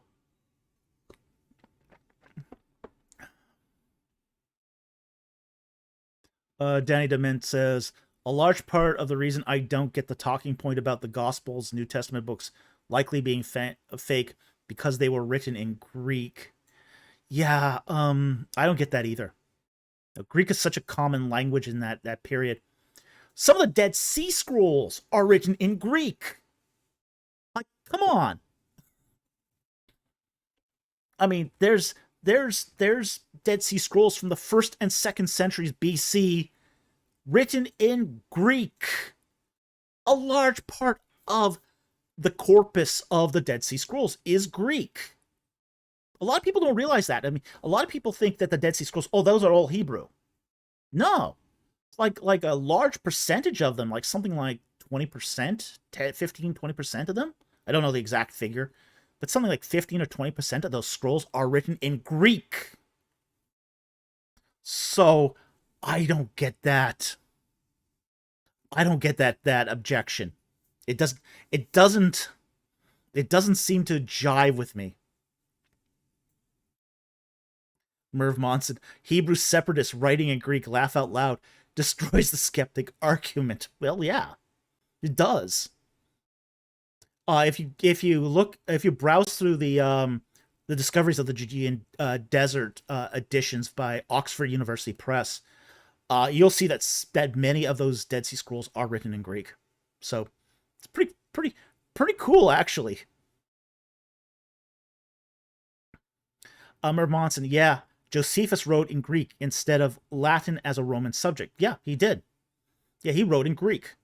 He wrote in very nice Greek too. Actually, he was very fluent in Greek. In fact, we're doing our Monday video. Just as a reminder, we are doing our Monday video on Josephus, particularly his use of Manetho. So that's going to be very interesting. It's going to be a very, very interesting video. So just giving you all a heads up on what's coming Monday. All right. One question that came in. Okay. You might be interested in taking at 11:20. Also wanted to ask for your explanation to why God killed that many people in 2 Samuel 24 because David took a census. Okay, Eli Shane, I wanted to ask you for an explanation as why God killed that many people in 2 Samuel 24 just because David took a census. I typed 2 Samuel 22 by accident last time. Okay, let's look at the text here. Text is 2 Samuel 24. Okay. Now again, the anger of the Lord burned against Israel, and it incited David against them to say, go and number Israel and Judah.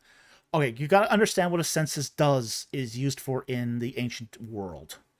Okay, so the very first, there's a problem right out of the gate. It's used for, it's not for electing politicians, no, or drawing congressional boundaries. It's basically one of two uses for a census. One is to tax. Okay, and the taxes had already been determined by the law. The other reason is to count the number of able-bodied men to go to war. So that's a problem. This is why it's not permitted. It was not permitted to number the people. Is because God did not want the kings of Israel to become warmongers. And David was taking that step towards becoming a warmonger. This is the first step a king does to go from basically a defensive, basically defending their borders to expanding them. So this is the first step towards becoming a conqueror. And the king said, verse 2, and the king said to Joab, the commander of the army who was with them, go about now through all the tribes of Israel from Dan to Beersheba and register the people, that I may know the number of people. Yeah, okay, he's ramping up for war here. But Joab said to the king, now may the Lord your God add to the people 100 times as many as they are, while the eyes of my lord the king will see. But why does the Lord king delight in this thing? Joab here is being very diplomatic about this. He's basically saying, oh, may your people increase. But why do you need to know this? What good could come out of this? So that's what Joab is doing here. He's being very, very diplomatic here. And basically trying in a very gentle way to dissuade the king from doing a stupid thing. He's basically saying, if you're going to do a stupid thing, don't do it in a stupid way. So then, verse 4, nevertheless, the king's word prevailed against Joab and against the commanders of the army. Okay, so the commanders of the army are against this. So you can see right here, the commanders of the army. This is the reason why David is doing this. Okay? He is doing this to fill his army, to expand his army. And his commanders and his generals are going, let's not do this. So Joab and the commanders of the army went out from the presence of the king to register the people of Israel. And they crossed the Jordan and camped at Arar on the right side of the city, and that is in the middle of the valley of Gad towards Jezer. And they came to Gilead and the land of Tatim Hoshi, and they came to Danjan and around to Sidon, and came to the fortress of Tai and all the cities of the Hivites and of the Canaanites, and went out to south of Judah to Beersheba. So they went and gone out about through the whole land, and came to Jerusalem at the end of 9 months and 20 days. And Joab gave the number of the registration of the people to the king, and there were in Israel 800,000 valiant men who drew the sword. Okay, they're numbering men. So, this is the reason why David did this. It's explicitly stated here that he's doing this to say, okay, these are the men that can fight. These are the ones that can draw a sword. These are not the young. These are not the old. These are not the women. These are the men who can fight. And the men of Judah were 500,000 men. Now David's heart was troubled after he had numbered the people. So David said to the Lord, I have sinned greatly in what I have done. But now, O Lord, please take away the iniquity of my servant, for I have acted very foolishly. When David arose in the morning, the word of the Lord came to the prophet Gad, David's seer, saying, go speak to David. Thus says the Lord, I am offering you 3 things. Choose for yourself one of them, which I may do to you. Okay, so David is told at this point, okay, you have acted foolishly and stupidly and unlawfully, and now I'm going to allow you to choose. Choose your punishment. Up to you. I'm going to punish you. You get to pick which one it is. So Gad came to David and told him and said to him, shall 7 years of famine come to you in your land? Or you flee 3 months before your foes while they pursue you? Okay. Or there shall be 3 days of pestilence in your land. Now consider and see what answer I shall return to him who sent me. Okay. So here's his options. 7 years of famine. 3 months of you fleeing before your foes. Or 3 days of pestilence. So that's David's choice. Now, a good king, a king who really cared about his people, would have taken flight. That would have been the moral choice here. Okay? In the other two cases, the people are going to suffer. The second case, he suffers. So, this is going to tell you something about the character of David. That's why this choice is being presented. It's a character-revealing choice. Then David said to Gad, I am in great distress. Let us now fall into the hand of the Lord, for his mercies are great, but do not let me fall into the hands of men. So David rejects choice number 2. He basically rejects choice number 2, and he says, that's the one I will not do. I will not do number 2.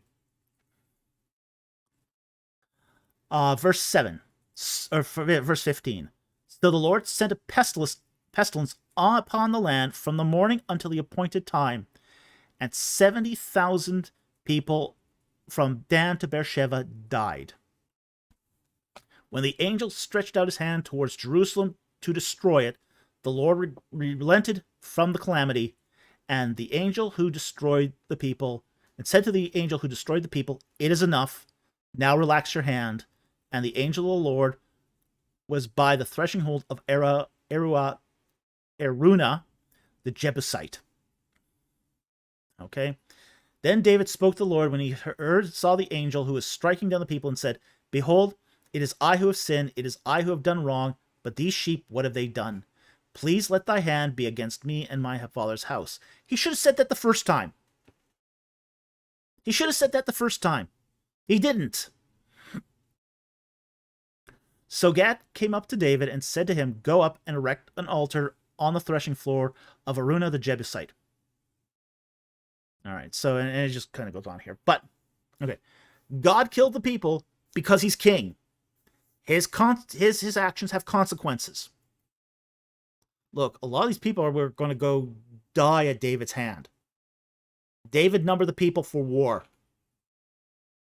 So God had to sort of send the message to David that, yeah, your actions have consequences. War's not a joke. You're king. War's not a joke. War is not a source of your pride. Your Lord is the source of your pride. By numbering his people, he showed incredible stupidity and pride. And that's why God killed that people in a pestilence. It falls on David. It's what's called collateral damage. Okay? God just let the angel do it as it wanted, just to drive that point home. So that's why God killed the people. It's because David is king. And having power means having collateral damage when you do something wrong. It's something that becomes an inescapable consequence of having authority and power. So I hope that helped. Thank you very much for that question. Really appreciate it. But David had the option to flee for three months. He had that option. He didn't take it. He didn't take that option. He let it fall down on the people. Shows you his character. So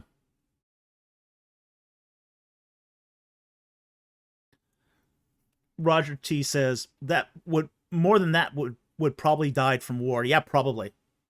Yeah, the if he had marshaled all those extra troops, those men, yeah, there probably a lot more would have been dead. So Danny Dement shirked his responsibility to his people, to be honest. Yeah, that's what he did. He considered his own worthless skin first. He wasn't a righteous king. He was a king after God's own heart, and that is not the same thing as being righteous.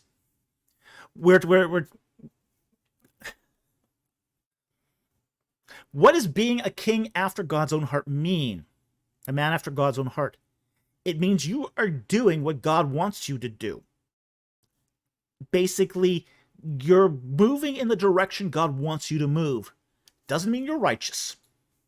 And David wasn't a righteous king. But what he was he was following God to within his own mental framework and moving things in the direction God wanted it to go. So, Eli adds here, thank you for that answer. The fact David had the choice to run is something that I never considered after reading that passage. Yeah, it's a very important part of this passage that he had the option to take it all on himself. Contrition. This is what's called contrition. You know, you've sinned, you've messed up. You take the consequence of yourself, you repent and take the consequence on yourself. He didn't do that. He put it on the people. Because he put it on the people, that created the collateral damage. All of this could have been avoided by saying, I'll take number 2. I'll take number 2. All those people would have been saved if he had taken number 2. But he didn't take number 2.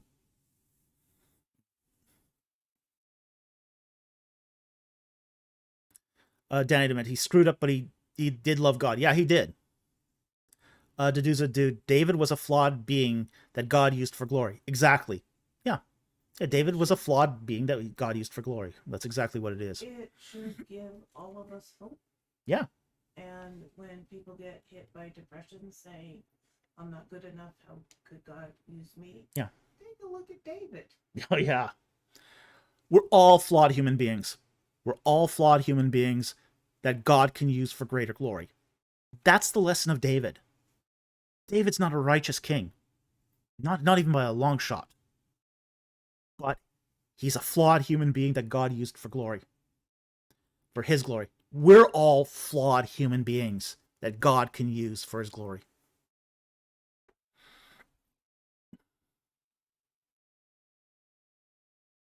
$11.33. Have you seen a new series of called After? No. New series about the end times. No, I haven't seen it. If you want to close on something nice, very nice compliment on at 11:40 at John. Okay. We will welcome. Okay, we got a comment here from I'm John. Who is new to the channel. We want to welcome you here. He says, just wanted to say, as a new believer, your channel and appearances on channels like Inspiring Philosophy have helped me tremendously in my faith. Ancient Egypt is a lot cooler than I thought too. Laugh out loud. Well, thank you. We try to make this interesting. And Egypt is interesting, and so is the Bible.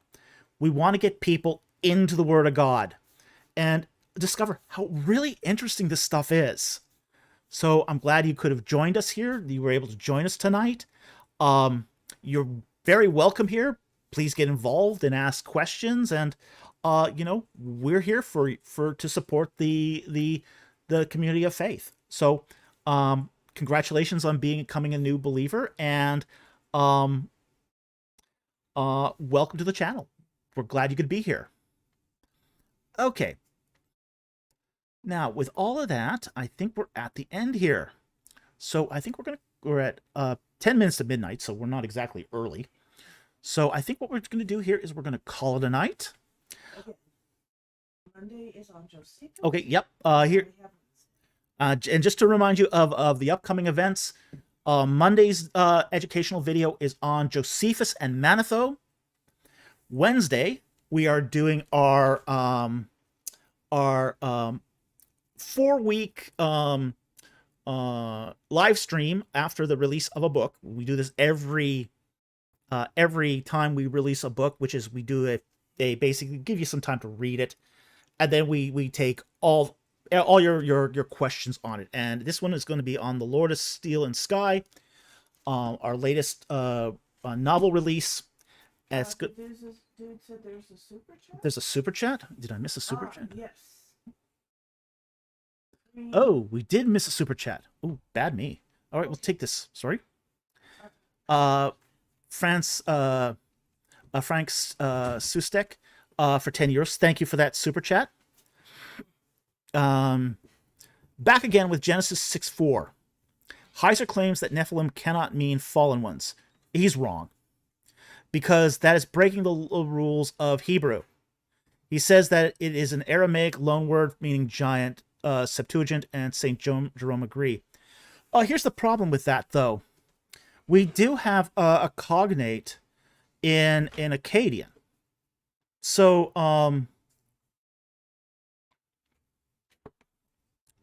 it's not that this breaks the rules of Hebrew. It's that we do find this cognate in other Semitic languages. Nephil means to fall. So Nephilim is fallen ones. Yeah, Heiser isn't inerrant. So I disagree with Heiser completely on this.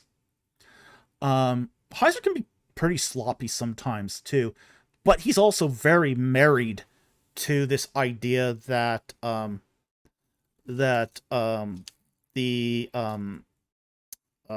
sons of God in Genesis 6 had were angels, and he's all into that the angels having sex and children thing. And I think that's total baloney. He also believes that the Nephilim, once they died, became demons, and there's no warrant from that. That's just taken out of the Book of Enoch, and I think that's complete hogwash. The problem is he's also resorted here to a linguistic fallacy, which is the idea that Aramaic is a loan word meaning giant. Well, that's kind of anachronistic. Aramaic is a late language. Sure, by the time Aramaic rolls around, the problem here is going to be Aramaic cannot be a loan word for Nephilim. It can't be, because it appears in Genesis, and Genesis predates Aramaic as a language. It could be a Hebrew loan word, but it can't be an Aramaic loan word. That doesn't make linguistic sense. Aramaic doesn't really pop up on the scene until about the 10th, 11th century BC. Really the 10th. Okay, and that's old Aramaic that pops up in the 10th. So the whole idea that Hebrew borrowed Nephilim from Aramaic is ridiculous. It's stupid. And frankly, Heiser should probably know better than that. Just because, as far as the Septuagint and St. Jerome, they're really over, those are really translations. The Septuagint is translating from Hebrew into Greek without knowing the context. And St. Jerome is just taking it from the Septuagint. Rich Luciano says, seems like we need a Heiser fact-checking playlist or a Genesis 6 playlist. I have always been reticent to fact-check Heiser, but boy, he does need some fact-checking. That one's it with what he gets right. He gets some stuff right. My problem with Heiser is, gosh, when he's wrong, he's wrong. He's very wrong. There was one video series he did on the Exodus. I couldn't get past the first 10 minutes. So bad. It was so bad. And so wrong on so many levels. It almost became a popcorn video. He was saying, some crazy stuff about the tombs of Beni Hassan. You know, like first of all, they were located in, or not Beni Hassan. What's it called now? The tomb of Rekmare. You know, he was talking about the tomb of Rekmare being in Beni Hassan, and it was named that the tomb was named after this guy Beni Hassan. It's like, no, it's not. Beni Hassan's a place, not a person. It's just like, oh my gosh, it was so bad. Um, there's things he was like I know he did his PhD in Assyriology. PhD in Assyriology was probably fine.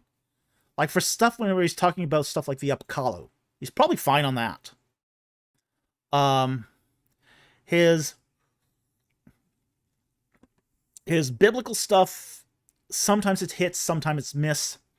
I kind of half agree with him on the Council of Gods thing.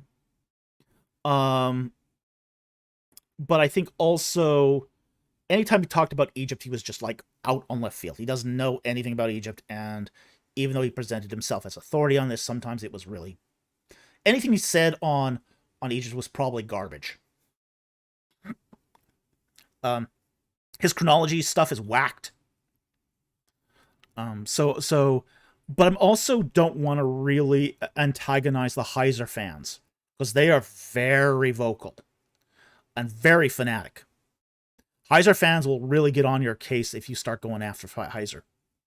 And I'm not sure I really want that heat. It's not that I'm afraid of Heiser fans, but they are very, very zealous.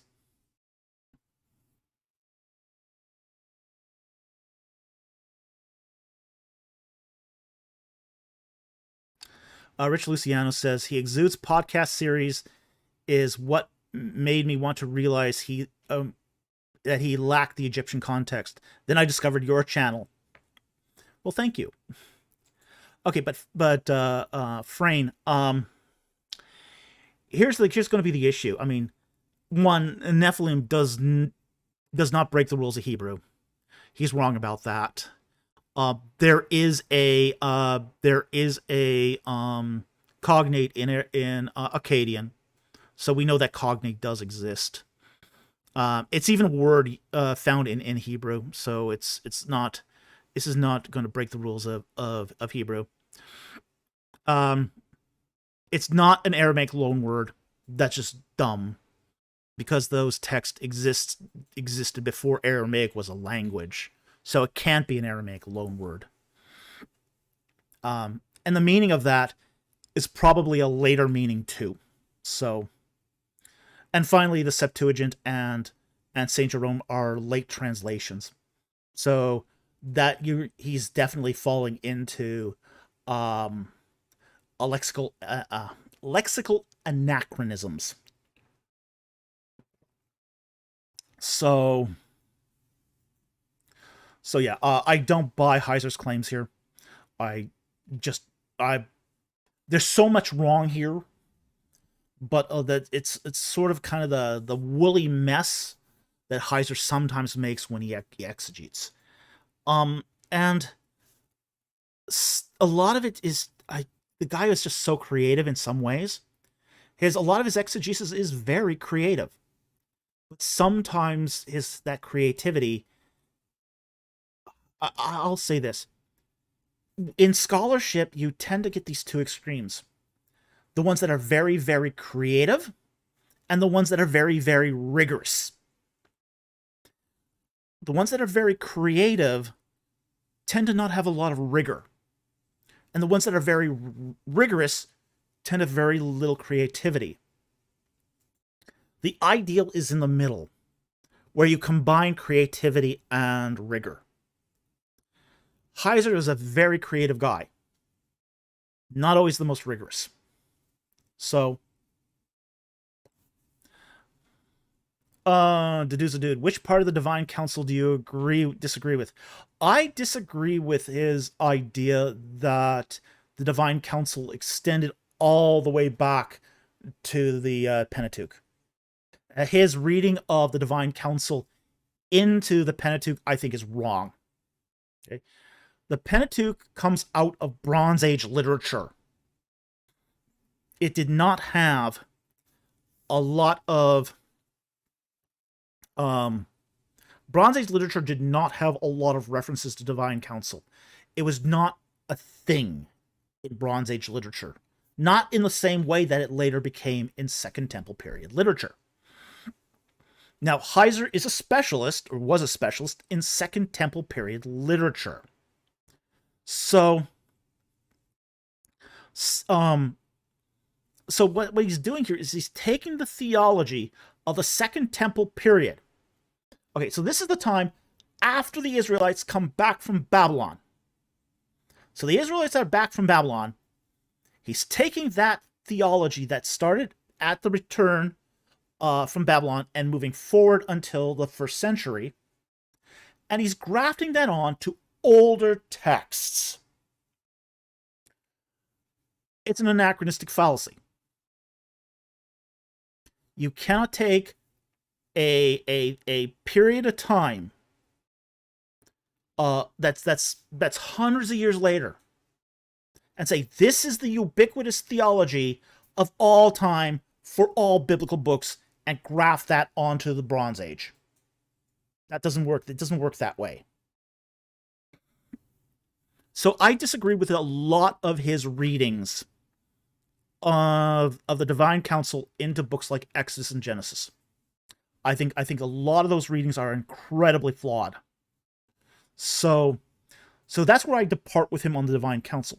Now, there's a part where I agree with him too. I agree with him that the divine council is in the book of Job. Absolutely. Iron Age 2 literature, yeah, no problem. Yeah, we can agree that that's probably the divine council. It acts like a divine council. It's shown like a divine council. So there's no question I think he's right about the divine council, that there was a divine council, that it's manifest in the book of Job. No problem with that at all. In Exodus, yeah, I disagree here a lot. So that's where the point where I really, really disagreement.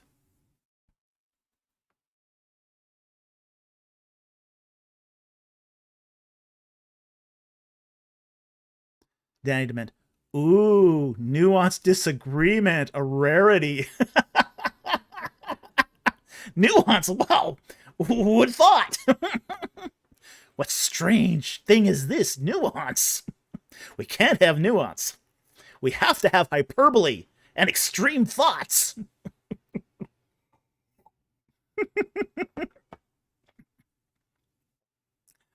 Okay. Oh, we got another question here from that dude's a dude. Okay. So, and he says, so do you think the divine council are lesser gods or men? They're not men. The divine council are essentially lower spiritual beings.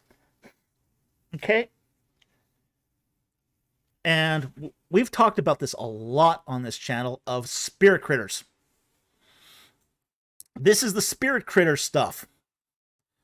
These are things like primordial gods, arche, exousia.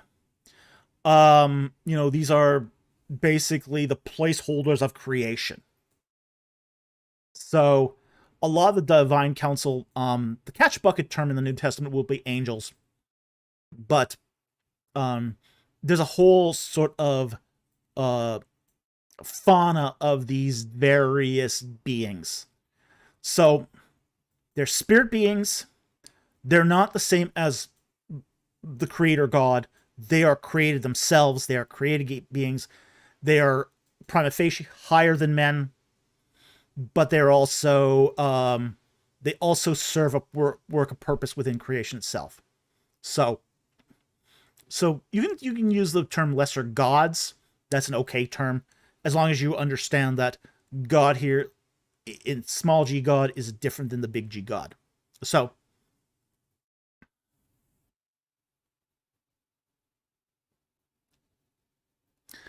Daniel Lowry goes, would your divergence from Heiser be dependent on a particular model of composition of the Pentateuch? Yeah, to some extent, yes. Heiser believed in a late composition of the Pentateuch. He was he drank the documentary hypothesis Kool-Aid. I don't. I'm a supplementary hypothesis guy. So, um, Heiser did believe that in a late writing of the Pentateuch. So, for him, yeah, there would have been the whole Aramaic influencing Hebrew could be possible in his point of view because he's viewing the composition of the Pentateuch in the 9th and 8th centuries. So, and I would not hold to that view. So, yeah, so to some extent, some of my disagreement with him will differ because of our differing models of the composition. So I hope that helped. Rich Luciana, when Heiser linked the flood to the creation of demons, it felt like his ideas of the Nephilim had become akin to a hammer looking for a nail. Yeah, that's what I thought too. That was kind of my thoughts on this. Is he's got a hammer and he sees every problem as a nail.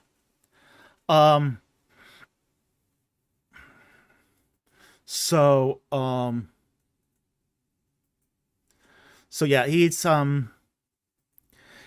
got that two powers in heaven theology, and he's going to see everything in that lens.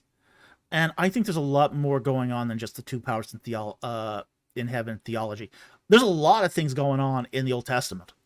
It's a very complex and nuanced book. It's got all sorts of different motifs and underlying theologies and all that.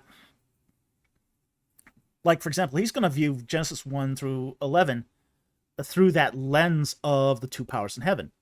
And I think that's kind of selling it short. There's a lot more going on in Genesis 1 to 11 than just the two powers. There's a whole ritual agenda there that's complicated, and that if you don't have that, you don't have a foundation for the tabernacle. So there's a lot going on there that I think Heiser doesn't give fair credit to. So there's a lot of things that I think he is that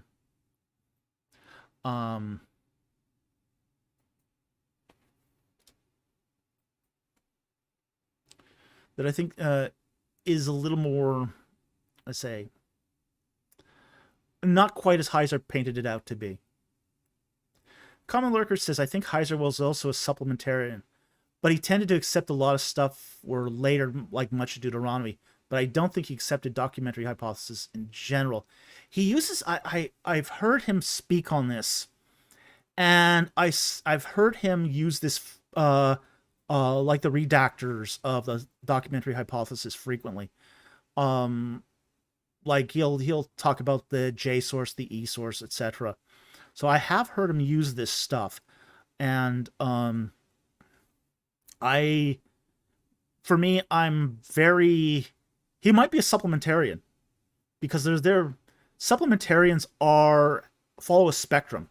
Okay, you got guys like me that think that the core documents of the Pentateuch were written by Moses, and then just edited together and supplemented in small ways. You got guys like me that have that, say, more conservative position within the supplementary hypothesis. But then you got more liberal supplementarians that are really not much different than those who hold to a documentary hypothesis. So there's a vast range of supplementarians. So it's a less constrained point of view than, say, the documentary hypothesis. Documentary hypothesis sort of locks you in to a certain set of propositions. Supplementarianism does not lock you in the same way. So there's a lot more of a range there. But I've heard Heiser in his audio teachings, and he's got a lot of them. He's got a lot of material. There's like hundreds of hours of his stuff just on audio. But I've heard him talk about the various redactors, particularly with the Pentateuch, and if he is a supplementarian, he's very on the liberal end of supplementarianism. So, but I have heard you refer to the alphabet redactors. So, take that for what it is.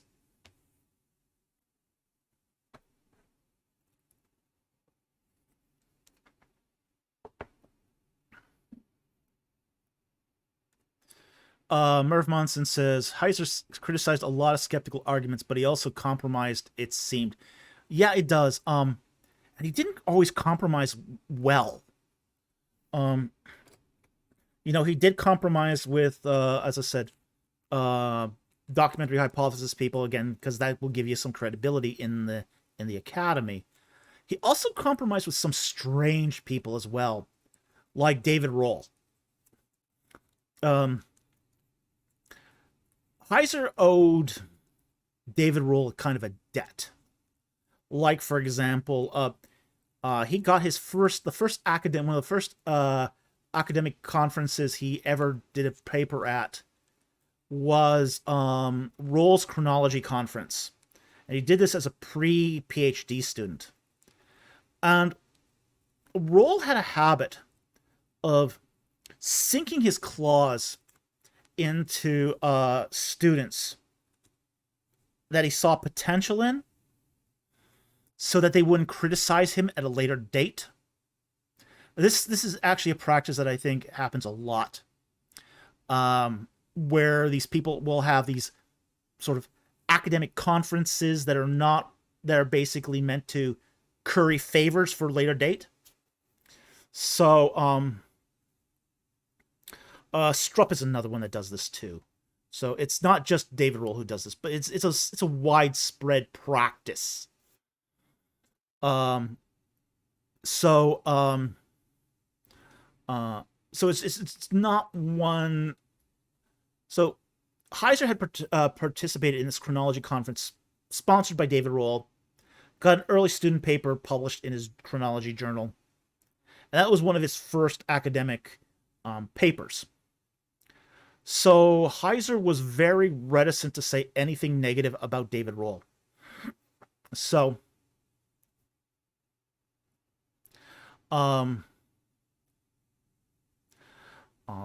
it's just a real pity that David Rohl is a charlatan. It's a real pity. So anyway,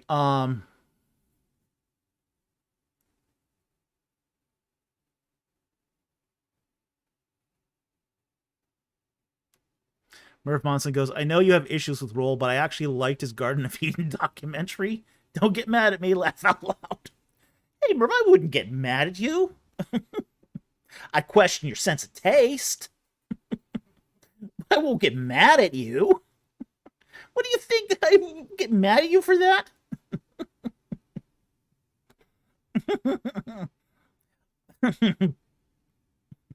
No, I'm not going to get mad at you for that. But no, Rohl is a charlatan. He's a total charlatan. So his chronology makes no sense at all, and I think his ideas are cracked.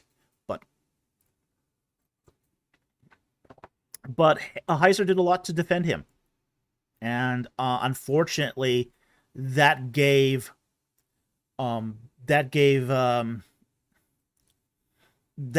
people who were on, had that proclivity of anti-intellectualism, ammunition. Heiser would come out and basically say, well, standard chronology, yeah, I can see that, but I can also see Rohl's new chronology too, and I don't see where you can really there's a good case to be made for both. No, there isn't. No, there isn't. That's a statement made by somebody who doesn't know anything about chronology or is beholden. And I think that was the problem I had with some of Heiser's stuff, is sometimes he was beholden. So I think that's sort of tragic, because that's become part of his legacy now, is that he's propped up David Rohl. So we wouldn't be in probably half the mess we are in with that whole new chronology thing if it wasn't for Heiser. Yeah, there'd still be fans of David Roll even if Heiser hadn't done that, but it didn't help. Okay, I think we're at the end of the questions here and the comments. So I think we're going to call it a night here. We're finally calling it a night. So again, Monday we got the video on Josephus and Manetho. Wednesday we got at 8 p.m. we've got the live stream for Lord of Steel and Sky, where we talk about anything science fiction, things about my novel, all that good stuff. No questions on ancient Egypt and the Bible on Wednesday, but then we'll be back again Friday to take your questions on ancient Egypt and the Bible. So I want to thank everyone who supported the channel today through Super Chats and your PayPal contributions. We really, really appreciate it. We thank you so much for your support of this channel. We also want to thank those who support us through Patreon and through the YouTube memberships. That really does help us, especially pay for some of the equipment.